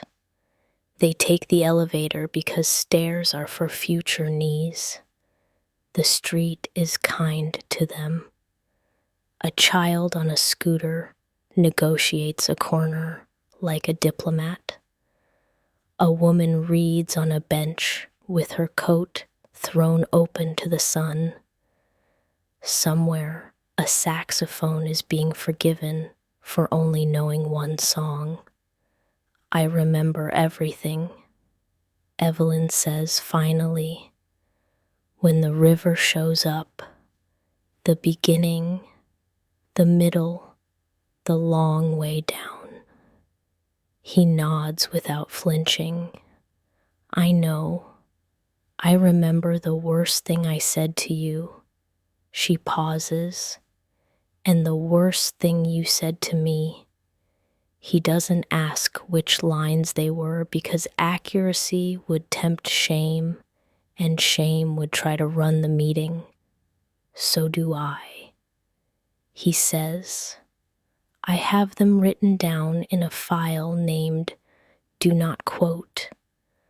A gull skims the water, ridiculous and holy. I'm not here to forgive everything, she says. I'm here to choose what to keep. That includes my anger. It will have its place, but it will not drive. He exhales gratitude, not relief. Thank you. She stops at the railing and faces him. This is my condition, our love. If we continue it, will be a discipline, not a drama. It will have calendars in it. It will have bedtimes and Tuesdays. It will have no cameras. It will have your 7 o'clocks and my nose. Yes, he says, a small, bright word. You will take therapy seriously and privately, not as spectacle, not as a badge. I already scheduled, he says, Mondays at 8. You will keep Mason at a professional distance without turning him into an enemy. You will keep Monica as a friend, not a plot device. He smiles. She sees the man she met and the man he has worked to become meet each other and shake hands. Yes, he says again. You will not make Hugh's opinion the weather inside our house. Never again, Ryan says. And it is not defiance. It is understanding. And when jealousy arrives, she continues, you will not put it in my hands like a hot coal and call it a gift. You will name it, cool it, and throw it away yourself. He stands straighter, as if the sentence itself has improved his spine. I will. Good, she says. Then here's what I offer presence. Humor, the right to be wrong and correct it without humiliation. A life that is not content. He looks like a man being given a country he intends to steward. I accept. They shake on it because handshakes are underrated. Then they walk home, as if the city has decided to be a witness rather than an audience. The next day is appointments. Priya calls with clean updates. Quentin texts a photo of a signed deposition as unglamorous as bread. Naya sends an email. Take the week. Your desk will not miss you. Mason's message reads, simply, glad you're alive. We'll be boring without you, your legacy. Monica appears with groceries and a face that has learned humility. She puts the bags on the counter and says, I'm sorry. The way a person says door functional, direct, without footnotes. Evelyn pours her coffee, pushes a lemon tart across like a Eucharist, adapted for a friendship that insists on being repaired in installments. I know, she says. Now practice. I will, Monica says. And the sentence is weight-bearing. Hugh sends nothing. Margaret says everything necessary without naming him. Some men need to arrive at mercy last, so they can pretend they invented it, she says, chopping herbs with a precision that would impress a surgeon. When the mail arrives, there's a thin envelope with a state seal pretrial notice. No need to appear unless called. Evelyn holds it for a second, and then slides it under the clock as if to say, we will give you a minute of our attention and not a second more. Therapy begins as all honest things do, awkwardly. Ryan sits on a sofa that has heard worse confessions spoken by better suits. The therapist, a woman with the calm of a harbor and the pen of a scientist, asks him what he wants. Not to be congratulated, he says, surprising himself. Not to be congratulated for good behavior that I should have learned a decade ago. What do you want instead, she asks. Competence, he says. And a home she recognizes without fear. They speak of control, of the religion of performance that once tricked him into thinking pain proved he mattered. They name the habit of spectacle and decide to starve it. He leaves the office lighter and no less responsible. Evelyn returns to work by choosing not to return immediately. She reads. She writes a page titled House Covenant in a hand precise enough to be read aloud. We honor 7 o'clock. We close laptops at 9. We do not weaponize, remember when. We count repairs, not just damages. We love in verbs. She tapes it inside the pantry door, because that's where human beings look for sustenance when they're not hungry. On Wednesday, They schedule the smoke alarm test. The symbolism is ridiculous. They do it anyway. He stands on the chair, presses the button, endures the shriek, then silences it, grinning like a child allowed to push the loud thing on purpose. She laughs, because turning fear into a domestic chore is one of civilization's better tricks. They go to Blue Willow at 7 and a minute because the elevator paused and they didn't panic. The barista with the piercings calls out, "The lemon tarts miss you." They split one. He asks her how her body is. She answers honestly. He does not coach her experience. He does do the thing with the napkin that always makes her laugh, pretending to fold it into a swan and producing instead a determined pigeon. It is not hot, not cinematic, not anything but theirs. There remains the matter of the patriarchal weather. It arrives in a suit and a cane at 5:30 p.m. on a Thursday, unannounced but inevitable. Margaret opens the door before he knocks because she has been a daughter long enough to hear ghosts coming up a hall. "Hugh," she says flatly, "you are a visitor today. Remember your manners." He looks past her, sees Ryan in the kitchen and Evelyn at the table with a stack of mail and a pencil. He stands at the edge of the room like a storm that has been told to wait on the porch. "I did not teach you to call the police," he tells Ryan without saying hello. "You taught me," Ryan says, "that sometimes a man is the police. I am resigning from that post."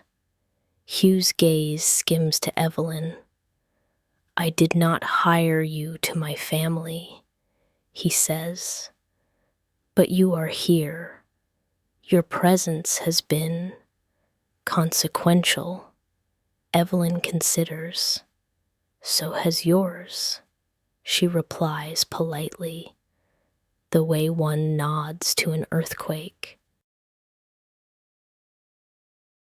There is a long pause in which old scripts fumble for their cues and are denied.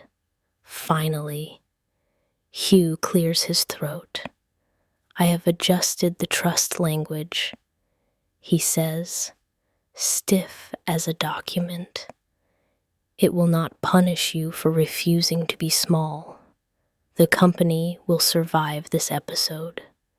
He glances at Margaret and looks away quickly, as if her approval might be habit-forming. "I don't apologize," he adds, a graceless flourish. "We noticed," Margaret says. "You're trying. We can work with trying." Hugh inhales to take offense, exhales with nothing useful to do with it, and turns to go. At the door, he says, almost accidentally, 7 o'clock was my mother's rule. He taps the cane once. Keep it. The door closes. Margaret lets out a laugh that has been waiting 60 years to be told. It can be loud.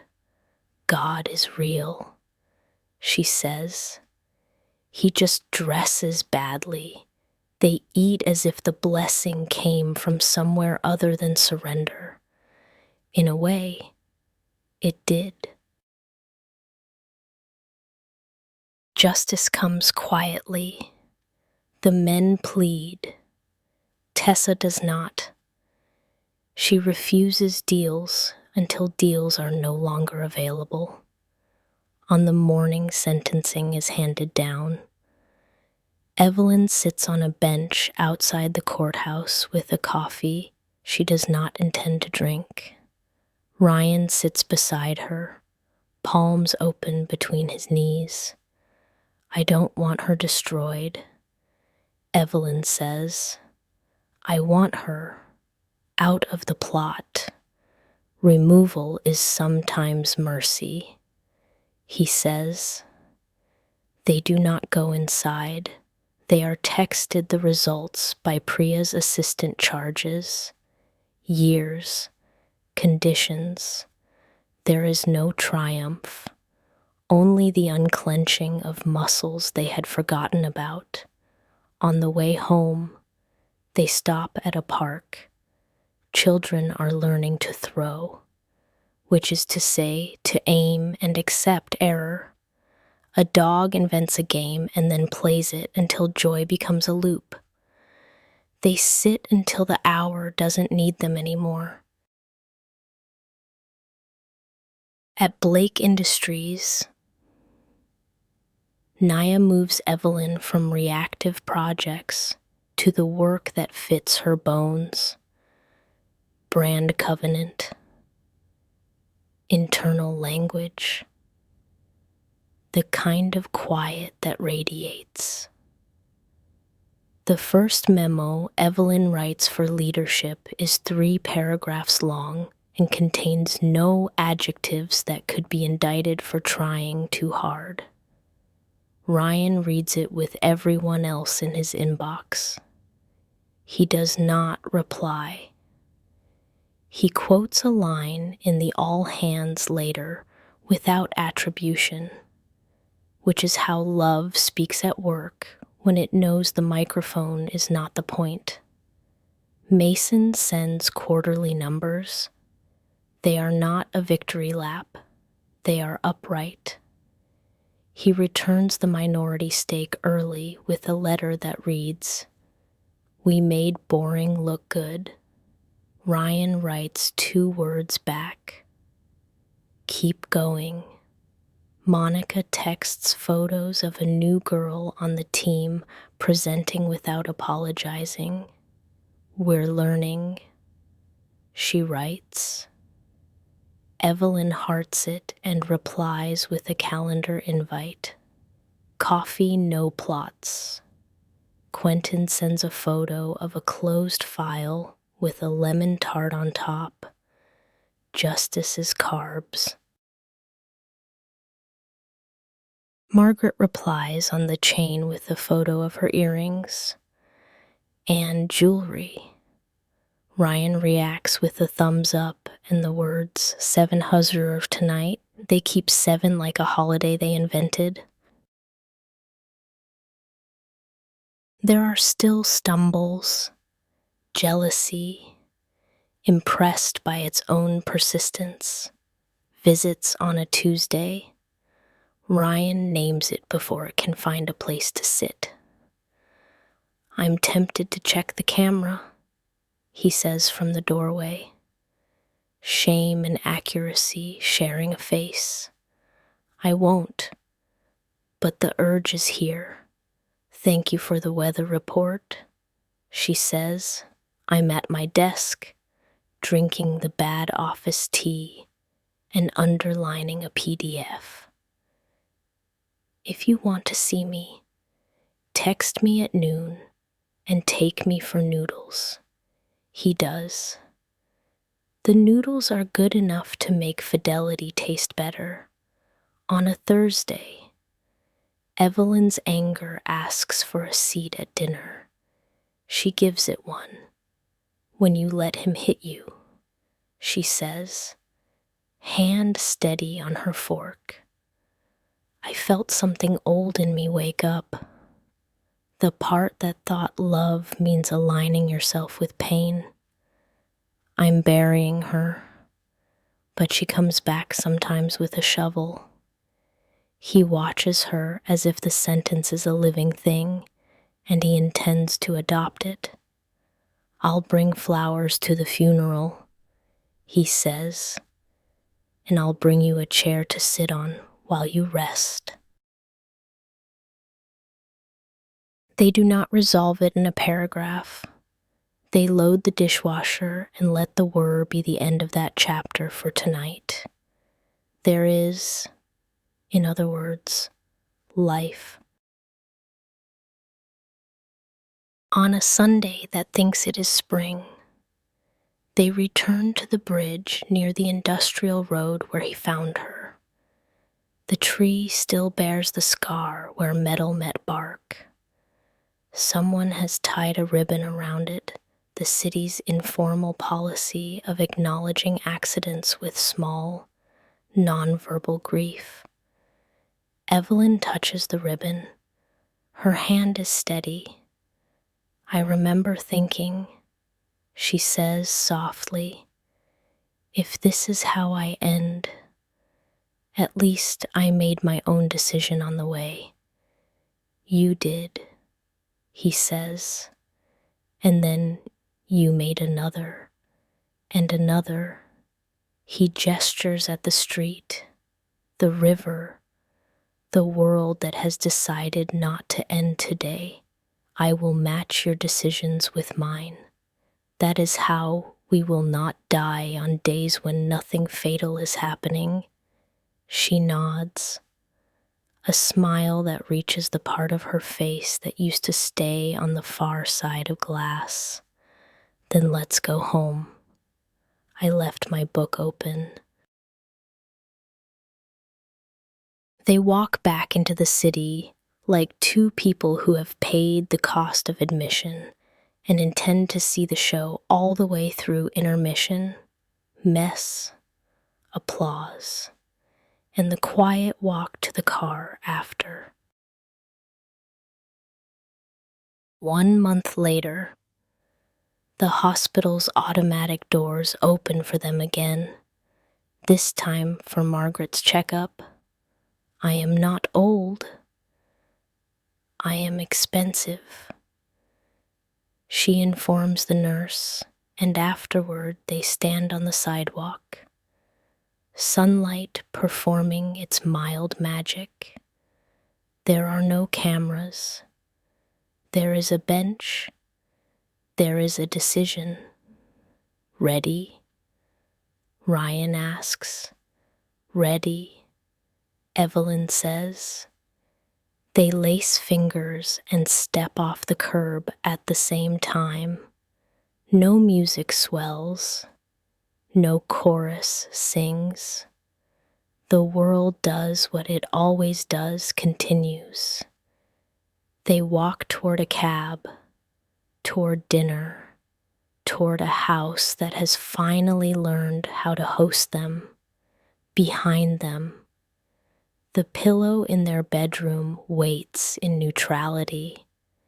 Tonight it will be warm, and the warmth will not be peril. It will be a fact, renewable. They do not hurry. They have chosen.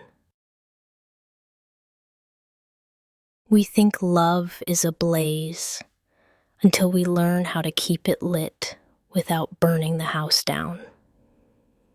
What lasts is smaller and therefore truer, a table set at 7, a lemon tart shared without haste, a door opened and closed gently because someone is sleeping on the other side. He wanted absolution. He learned custody of time, of truth, of his own temper. She wanted erasure. She learned memory kept whole, kept honest, kept out of the driver's seat. The old gods of spectacle demanded sacrifices. They paid in noise and called it love. We decline their altar now. In its place, a calendar, a covenant, a kitchen light, the hum of a life that doesn't apologize for being ordinary, Forgiveness wasn't a miracle here. It was maintenance. Boundaries weren't walls. They were doors with hinges that didn't squeal when opened. So the fire on the pillow has finally gone out. What remains is warmer and more useful heat you can sleep beside, light you can read by, morning you can trust. If you need a moral, take this one home. Love is not what saves us from ourselves. It's what we practice with each other while we do the saving. A breath, the sound of a city settling. Good night. Keep 7 o'clock sacred. Keep your cameras off. Keep your promises small and daily. The rest will hold.